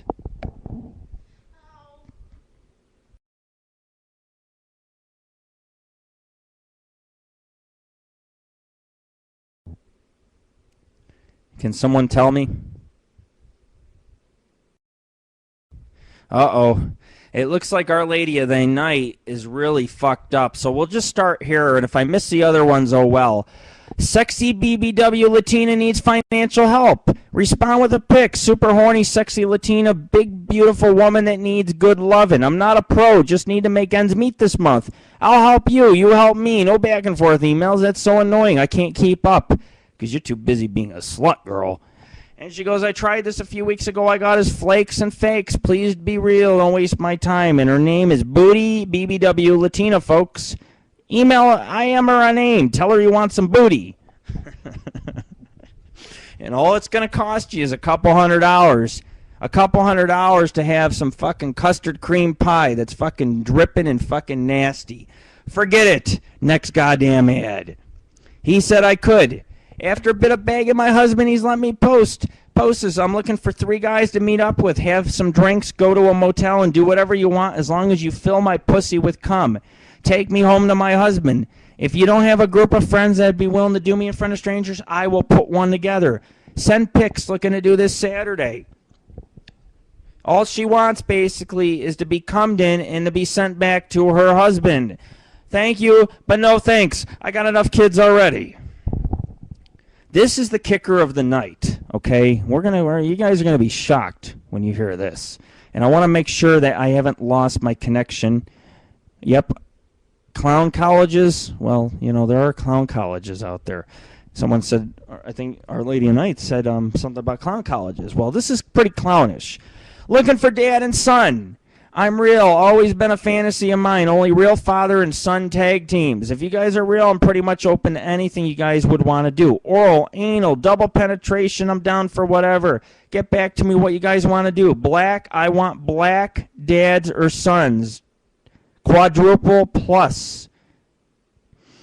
Then she posts her picture. And she's been posting all these family or like these incest ads, She goes, I've had a couple threesomes in my life. They've been great. I would like to see if I can have a threesome with 2 guys that are related. Fathers, sons, brothers, uncles, nephews. Anyone who's ever done that? Are there any related guys? I'm a married female, so this must be discreet as my... Please don't judge me. And people judge the good fucking Lord. I'm a goddamn fucking saint in this country. I'm a saint. I'm something else, that's what I'll tell you. Something you guys don't even know of. Just, I'm in a league of my own, you know what I'm saying? Get me high, I'm even worse. Here's the last one of the night. Need help. Good morning, BBW, age 38, African American, in search of someone to help me obtain a car. My car was stolen, wrecked, and just done. I'm not looking for something expensive but reliable. No problems. I'm available for dinners, movie, cuddling. If something else happens, but please, no one that thinks sex is automatic upon the first meeting. I'm not looking for a long-term commitment, but I'm looking for somebody nice and respectful. And if this seems okay, let me know. You know what this has written all over it? This has written that this woman wants me to give her a car. She's fat. Her pussy's sweating in the desert fucking heat. And I'm going to take this woman out for dinner. And I'm going to spend money on dinner. And the only goddamn fucking, I ain't going to get my cock fucking sucked. Not like I would want my cock sucked. But if you were one of these desperate guys replying, why would you chase this broad down and be like, look, I'm taking you to the movies, I'm taking you to dinner, I'm buying you a car, and all you have to do is goddamn cuddle me. Nuh-uh. You're going to unzip my pants, You're going to suck Papa's fucking dick. That's what you're going to fucking do. Craigslist. You can find anything here. And let me tell you something. I found Zanku on Craigslist. And this guy scares me with his ex-wife. He says the ex-wife will kill you. And this place is a fortress that I live in. And weird things happen a game because I was ahead of him on it. And then he was like, some nights he's like, we're getting drunk together, you know? And I'm like, great. This sounds like fun, man. I don't know what I'm saying anymore. I just know that I've covered everything in tonight's show. I haven't talked about big cats. And you know what? I think I'm going to do 2 articles on big cats, and then I'm going to close up the show for tonight.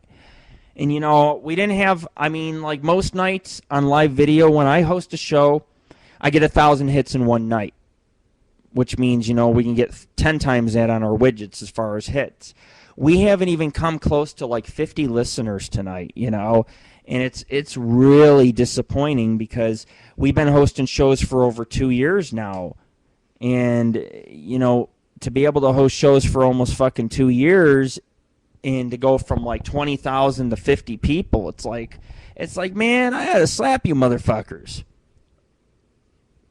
But I've done a lot of observing, and I've watched a lot of shows. And a lot of shows are on drinking and smoking, and that's fine. But a lot of shows lack what we have. We have charisma. It's a good talk show, and Howard Stern's always been my idol. And, you know, and I've been working on, before Now Live had their problems, which I really think they need to fix, but when they had their problems, it was not, when they didn't have their problems, it was nice, because we could take incoming calls with questions.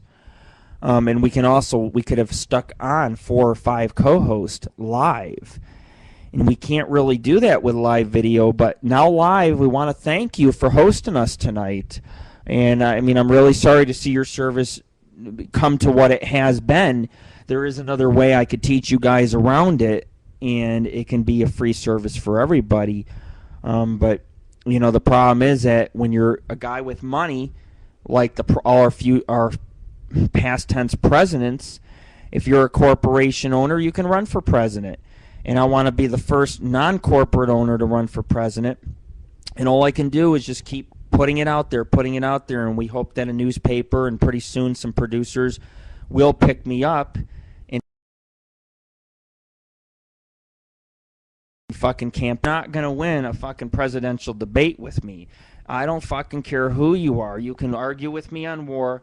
You can argue with me on fucking gay rights, and you're still not going to goddamn win. I will fight you to the fucking end in front of 1 million fucking people, and you will be so fucking tired, you will be like, you are my lord. And you know what? Cynthia Darkle wrote me, and they came up to me, and they fucking gave in, and they told me everything. And now the real truth about Cynthia Darkness and her little fat boyfriend is fucking out. I've exposed it. You can check it out on Theatrical Clowns. You motherfuckers, I told you 2 years ago I would fucking come back on your asses.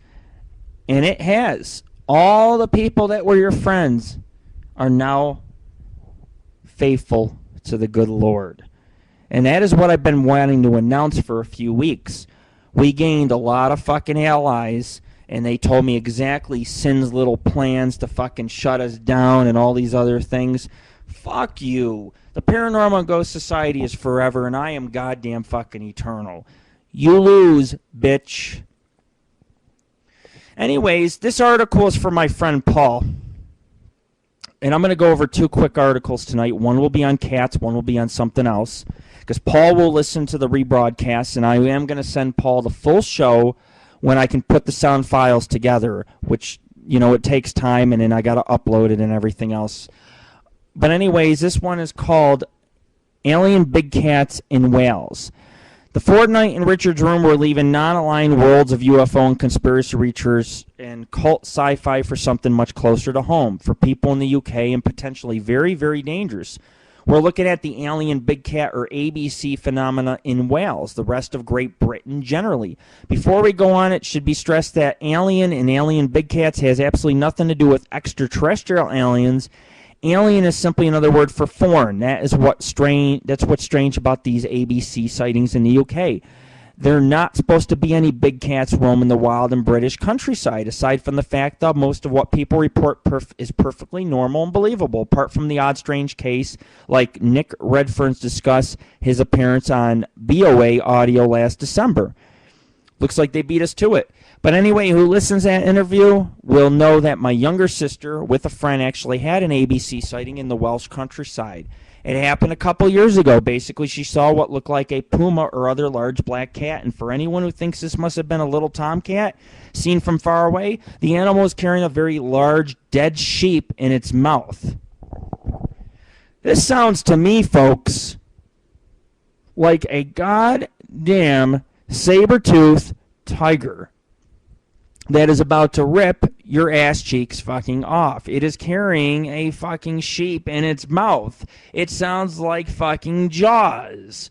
Of course, it sounds like a very unlikely story, but my sister is by no means alone. For many years, people across Wales and the rest of the UK report seeing the same basic creatures around rural areas. 2002 alone, staggering 1,100 sightings across the UK, reported to the British Big Cat Society. There has also been more than 40 such big cat sightings around by police in North Wales since 2000. On top of that, imagine how many people could have seen or just heard something unusual, like my mother has, never reported it to the authorities. With its sparsely populated hills and ample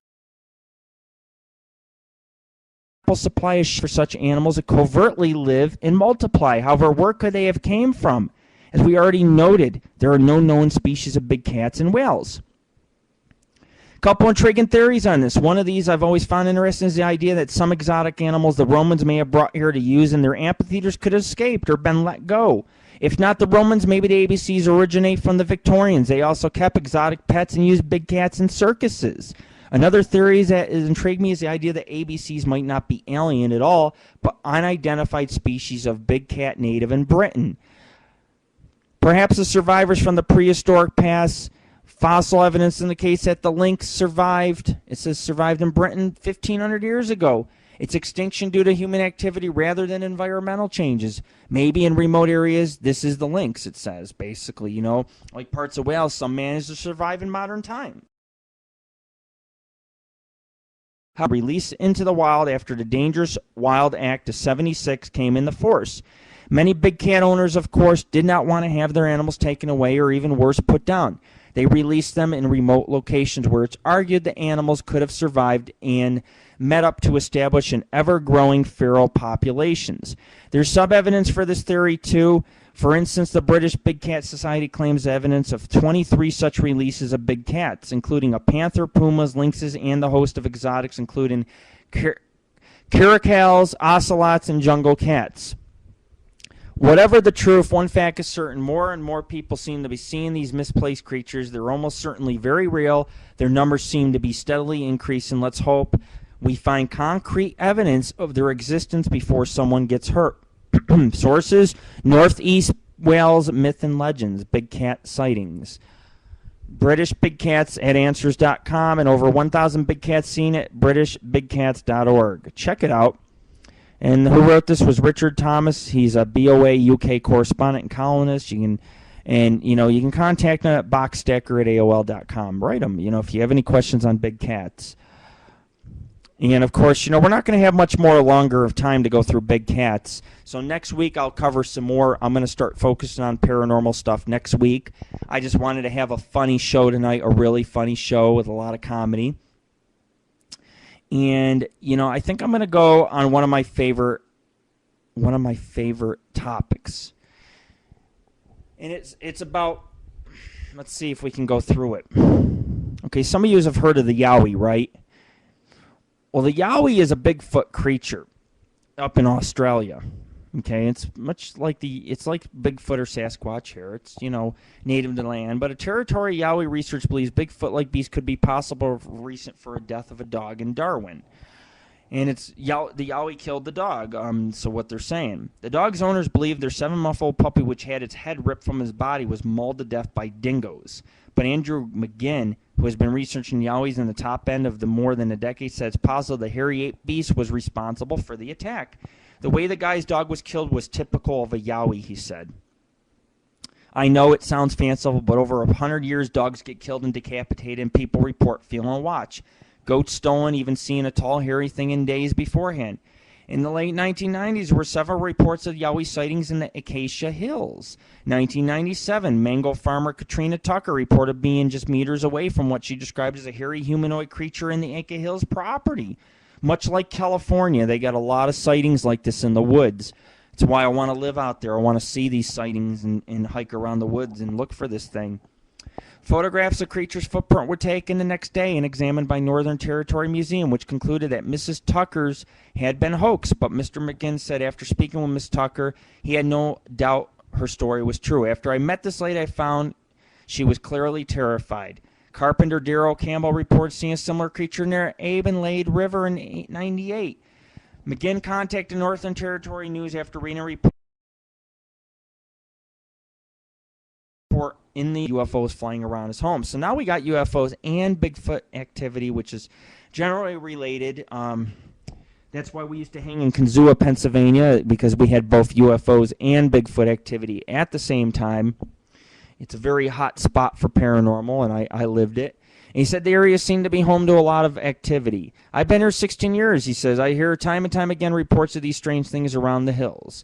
Mr. Ferguson said he'd never seen a Yowie, only seen things scooting around the sky. I don't see hairy monsters. But if it's true, what's next? Dinosaurs running around the streets? So, people are still very skeptical of this creature.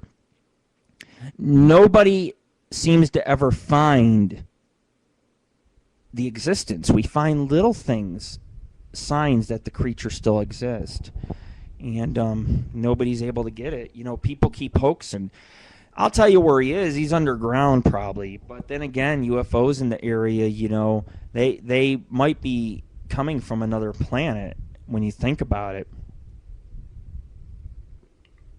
These creatures can talk, they can hide, and they can certainly rescue each other from gunshots. And of course, we're about to wrap up the show tonight. We've had a little bit of nice little lesbian activity going on. We've talked about my killer birthday, and we talked about Our Lady of the Night coming out to visit and how special that was. And I announced that I'm having a baby, and I'm very excited. I'm going to be a father again. And, it's like I've met family of Brenna's and going to the family reunion. It's just some of our fucking highlights. And people say, no, it's what a big deal. Everything's on Lord Rick. But it really isn't. It's really about the crazy life that I live. It's like me and Brenna, we were in the store stoned, and we lost the fucking car one day. We couldn't find the Subaru. We were all over the place looking. We're like, where's our car? Where's my car? We're always losing the car, but we go to the grocery store, and we have all these fun little adventures. And she's my partner in crime. Me and her have a good time going out and doing things together. And Our Lady of the Night, she's part of it too. Me and her, we get ourselves into some situations. When I was driving the two girls, while I was driving Our Lady of the Night, she was in the car, and I had a flat tire. And here I am changing a flat tire on the thruway, and I put the spare on, and I had a second flat tire. And then I had to go get a tire at a tire shop and leave the car jacked up in a fucking gas station and get a fucking tire. Not to mention on our fucking date at the Stratosphere and the Luxor, on the way home, we were going to head home, my fucking Subaru didn't start. We were like, oh no. And I had to get out, and I had to beat on the starter. Here I got two beautiful women sitting in my Subaru. Two beautiful women. And Lord Rick is beating on the goddamn Subaru. Millie and Brenna love the Subaru, and you should too. Folks, you're listening to the Angel of the Night radio show. Or should I say Angel of the Night adult radio. And this is with your host, Lord Rick, and of course Our Lady of the Night and Sneezer too. Angel never made it out tonight. We actually had Brenna. She's in our studio. We had her on tonight, and Brenna and Our Lady of the Night got acquainted once again. So we've had a great night, and Millie here, Our Lady of the Night, she's drinking absinthe, and I've been sitting back and I've been toking. We haven't had our cameras. We haven't had much going on. But, you know, people will catch the rebroadcast, and they're going to have a good fucking time listening to it, and they're going to say, damn, I should have been here live, you know. But we try to run a very tight show, and our show's been running a couple of years. We're in season 5, and this is, folks, I think we're going to name season 5, Age of the fucking Ass Pirates.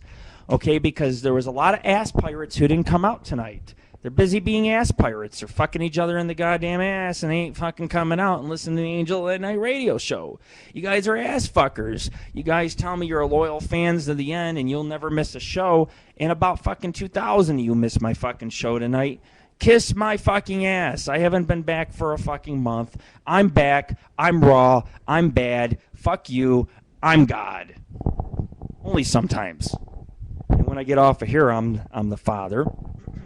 And then, of course, you know, the next day I'm the son, because my roommate will come home and he'll be like, I found a watch on the beach from treasure hunting, and he's going to be like, son, you didn't do these dishes right. You didn't clean the house right. You're running the vacuum too late. And he's always checking in. He'll leave work 5-6 times to come check in on me. He knows something that I don't know. I think the wife's hired a hitman, and there's like going to be a hitman that fucking kills me instead of him, thinking I'm the husband in the window, and I'm just a fucking innocent pothead guy fucking living in the goddamn blue room hosting the Angel of the Night radio show. This means I better close the blinds. I better smoke my fucking weed off on the fucking roof, or it's a little bit safer, you know?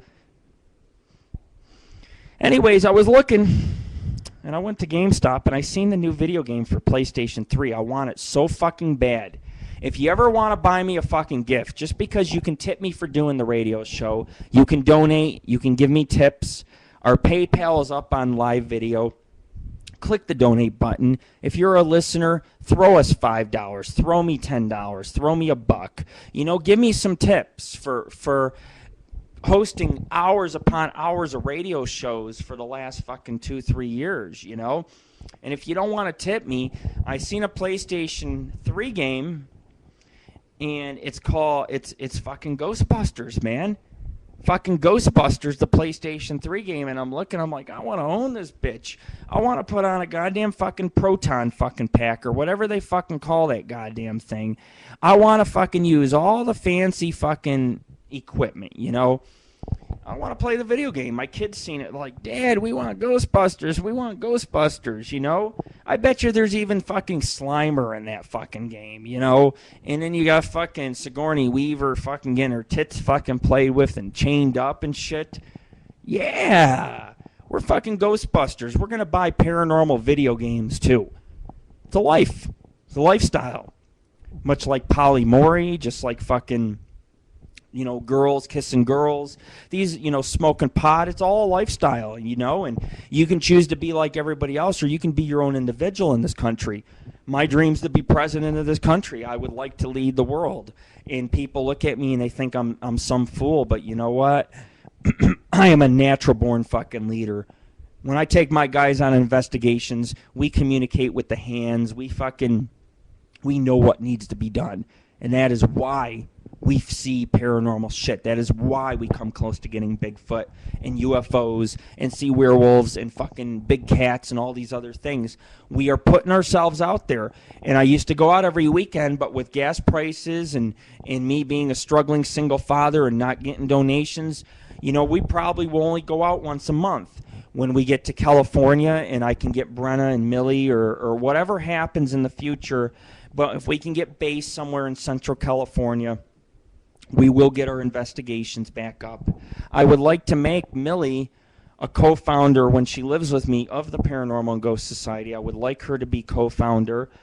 She's been with the group for many years, and I want to be able to have her be a part of it all, because she's been the only one to actually believe in me, and she's earned it, you know?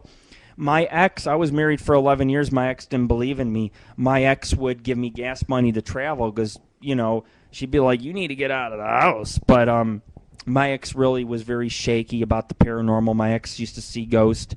My ex never liked it. She was very scared at times, and she said, "What are you bringing home into our lives?" And I brought home a lot of spirits, a lot of ghosts, and I did a lot of crazy things over the years, and I've always came home to my kids safely. 100 cuts, stuck on islands, guns pointed at me. I've always came home to my kids. And I would like to make Millie eventually a co-founder of the Paranormal and Ghost Society and add her in as a co-founder, because she's going to be running this with me for years to come.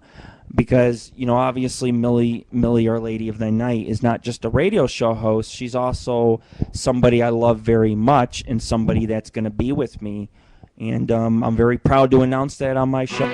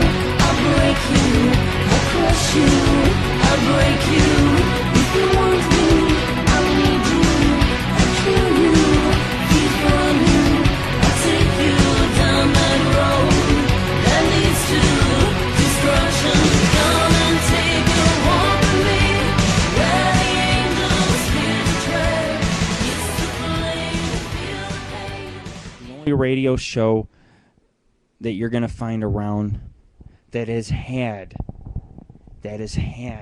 some of the weirdest things ever go on that you ever listen to. And I'm just telling you guys, you know, I thank all the fans for coming out. You know, I know people will catch the rebroadcast. I know a lot of my friends will. And you guys are going to enjoy what we put out tonight. You know, it's just an amazing episode. And, you know, I take there's chapters in my life, and I take those chapters because everything that happens is fucking funny. I mean, I swear, my son, like, knocked over a bunch of shit at the store the other day, and, like, shit was flying all over the place, and people are staring at me, and I'm running for my fucking life. I mean, you know, this is the shit that happens in my fucking life. Right now, my roommate and I, we're at war. There's a war going on, okay? There's a war, and it's a man-to-man battle. And I'm breaking his rules, and he's trying to fucking do things to make to come down, like ground me and shit. You know, he's like fucking hiding the phone and unplugging the phone so I get no phone time. And just the crazy life that I live. And we're going to try to get based out in Central California. Millie's going to be a co-founder of the Paranormal and Ghost Society, obviously, because she believes what I do, and she will understand how I run things, because I will teach her and I will train her, and she will help me with some investigations and things like that too. So she's a very large part of this group, and I treat people right who stand by me. If you're loyal to me, I'll treat you right forever. And I treat my friends and I treat my members right forever, and I'm always giving them paranormal articles and answering their private questions. And we haven't done site updates because nobody's donating, and I got sick of it. I was like, we got site dues, nobody donated, so I said, fuck you. You guys don't get no site updates for 6 months. You want to hear EVPs, see videos, you want to see pictures from these mines and ghost towns, you better start donating. And I don't know if I think if people start donating the next fucking week or two, I'll start getting some updates done. It's that simple. But as her co-founder, she's been around for a long time. And it's like trusting her with the keys to the dungeon. And one day when she is with me, which should be in the near future, she will have the ability to run the forums or do whatever she really wants. And, that's because she's, it's very important to me to share. When you love somebody, you need to share everything together. And that even includes the paranormal. It's a wonderful thing to share. And that's what brought us together. And that's what brought all my fans and my friends out there, of the Paranormal Ghost Society. It's like I've met some really good people in my life. There's some people I've known since 2001, 2002, and I still talk to them. They're my friends. I don't think they're my best friends, because if they were best friends, they would be here in my show tonight to hear the good news, to hear all the good news, And I have a lot of good news in my life, and I have a baby on the way, and it's healthy so far, and I have Millie, which I love extremely very much, because it's just a beautiful fairy tale. It's like a beautiful fairy tale come true. And I met my crazy girl, my crazy sweetheart here in Las Vegas, Brenna, and she's a great girl. She's very charismatic and energetic, and she does add a little bit to the show. I mean, when she gets her laptop fixed this week, she'll be able to come on the show too. And she's got a webcam, and she'll come on webcam. And we're all going to have a really good time in the future doing shows. And I think the fans have a lot to look forward to. They don't understand that. I feel very healthy. I'm ready to hike and climb again. I have some problems with my knee. I may be able to heal it itself without having surgery. To be honest with you, in the last week, I have not felt any pain in my knee. So, I mean, that is some of the good news I wanted to release to our fans and members, is that I may have just beat having knee surgery. I don't know how. I think strength. I've spent 8 months strengthening my knee, hiking and stuff, and I may have fixed it myself. If it was a torn tendon, I may have healed it myself. I don't know. But I wanted to announce that my knee has not been hurting me very much. And this means that I can get back up to California and do a lot of hiking up in the woods and down trails. There's a lot of places up in Central California, like old train stations, saloons, a lot of places in the woods, like abandoned houses. It's very intense out there in Central California.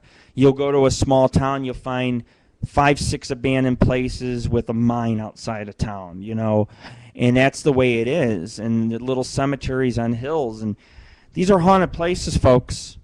I've visited them. They're haunted places. There's fucking ghosts watching, and there's a lot of activity, and we need to be in Central California so we can do work in San Francisco. We can do work out in Sacramento. We can do work out at Lake Tahoe. And I would like to bring my girls on some of my adventures together, because I do love my girls very much. It's hard to explain. And people ask me all the time, as a radio show host, they ask me questions too. And they ask me about polyamory, and people don't understand. It's not about how much sex you have. It's about the people, it's the family you create and the ones that you love, And I'm so glad tonight to have Our Lady of the Night. Even though she made it late, she missed the first hour, she did make it to the show, and she stuck it through, and she came on the air to talk for a little bit and helped me host the show tonight. And I got to thank Brenna too, because Brenna listened to most of the show, except for a little bit of it, but she was here for most of the show, and she actually went to sleep. But she did jump on the air, and she did flirt a little bit with Our Lady of Thy Night, and it went really well. It was a really great night, and for our viewers, you guys missed it. You guys missed a lot of good content. Very disappointed in the people from the network. It's like I haven't came back in a month, and you guys can't even come out and say hi. I mean, fucking Fester, Bobby T, Jerk Off fucking Radio, Mike Digital, all you fucking guys can't even come out and, I stop in your room for fucking a few minutes, sometimes 10 minutes, sometimes as a guest I listen, but I didn't even have no guest, and you people fucking didn't even come in my room. Shame on you, man. Fuck this. I'm forming my own goddamn network. I'm done, man. I'm pissed off. It's just, everybody gets mad that Angel of the Night Radio don't visit other shows, but you guys got to understand. I have 2 fucking girlfriends that obviously I'm building lives and relationships with. I have 3 kids, a 4th one on the way. I am the founder of the Paranormal Ghost Society. I deal with a crazy roommate. I am crazy, but I deal with a crazy roommate who to goes hi-ya and fucking takes out his knives and shit and says, I am, the all-evil Jedi Master. He's crazy, man. He's crazy. And I got a lot on my plate, but you know what? I even had oral surgery, and I am here on the Angel of the Night radio show talking to you tonight. I have sacrificed the stitches in my mouth for my fans. And I'm here to tell you tonight, we're back. And we're in season 5. Age of the Ass Pirates. And of course, Our Lady of the Night was proposed to. And I proposed to her live on the show because I thought it would be a very romantic thing. Since me and her have shared this common interest, it's always been sacred to us doing the show together. I thought that it would be appropriate to ask her if she would actually marry me one day, because I love her to death. She came out here and I just instantly knew right that moment that me and her were going to be spending a very long time together. And I'm so glad that, to have her be a part of the show and everything. But anyways, we're going to go ahead and we're going to close down the show because I am hungry for some more barbecue wings. And I'm going to cuddle my Brenna tonight and give her a little bit of love. And, I want to thank everybody for coming on out. And I'm going to go ahead. I'm going to play one last song by Winter's Thrall. Angel never came out, our co-host. Jeannie obviously quit. Like I said, Gina got roasted earlier because I'm not going to put up with the games. She says, yeah, I'll take it, adds me on, deletes me off MySpace. Then she's jealous of this girl and that girl. It's like, man, I ain't your goddamn fucking boyfriend. I asked you if you wanted to be a fucking co-host. That doesn't mean you have to fucking marry me. Of course, we lose a lot of female co-hosts. And, of course, back then when we used to take calls, female 3 calls in or something, and of course we've had male co-hosts and they don't last too long either because people make fun of them and they can't handle it. And that's the way radio works. In radio we make fun of each other, we pick on each other a little bit. It's just a good thing. It's you got to have a sense of humor, you got to have a little sarcasm, a little bit of satire and everything. But the one thing that we didn't have tonight is there was no haters in the room. I'm almost sure that someone ran against me because that's what people were doing. That's why the network didn't last. They were running against each other. There was only a couple people who were not doing it. I was one of them. Fridays we stick to every 2 weeks.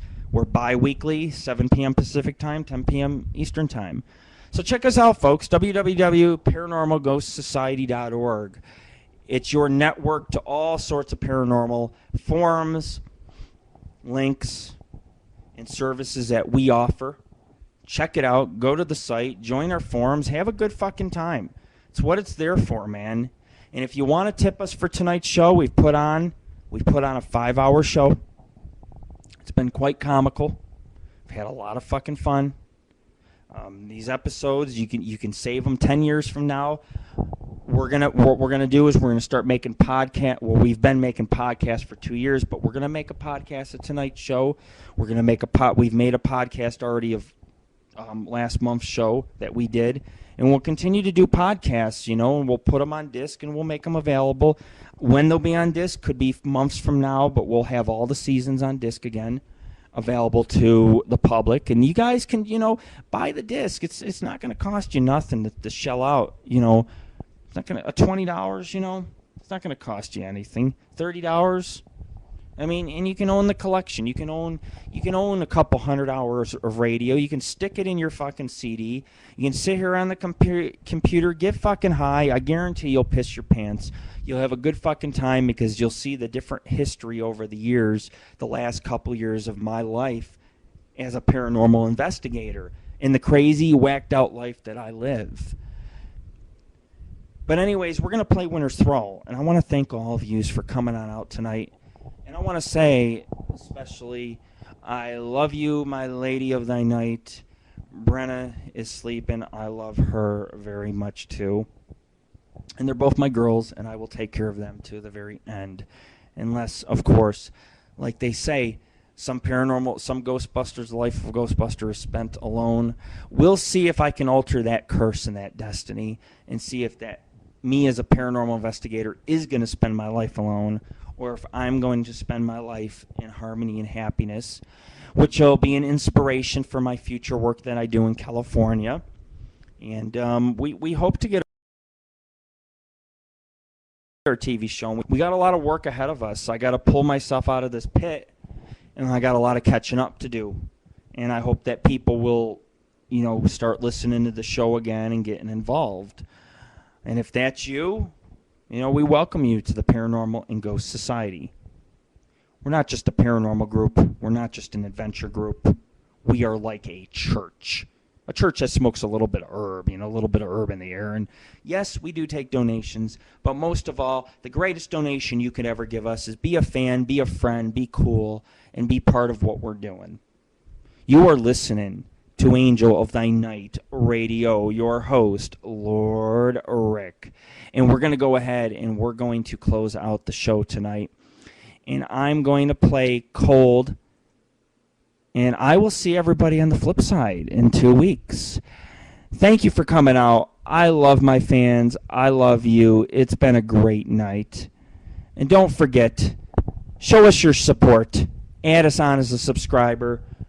We're live in Las Vegas, bringing you some of the best radio there ever is. Your co-host, live on the air, Lady of the Night, and myself, Lord Rick, wishing all you fans a good night. I wish you peace,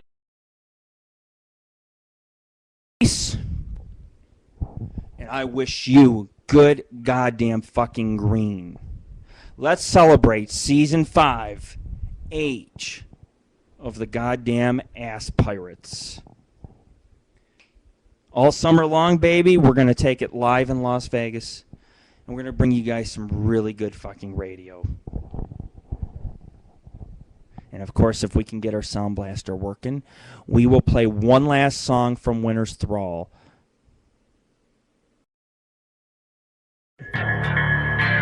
Good night, folks. Winter's Thrall. This is Cold.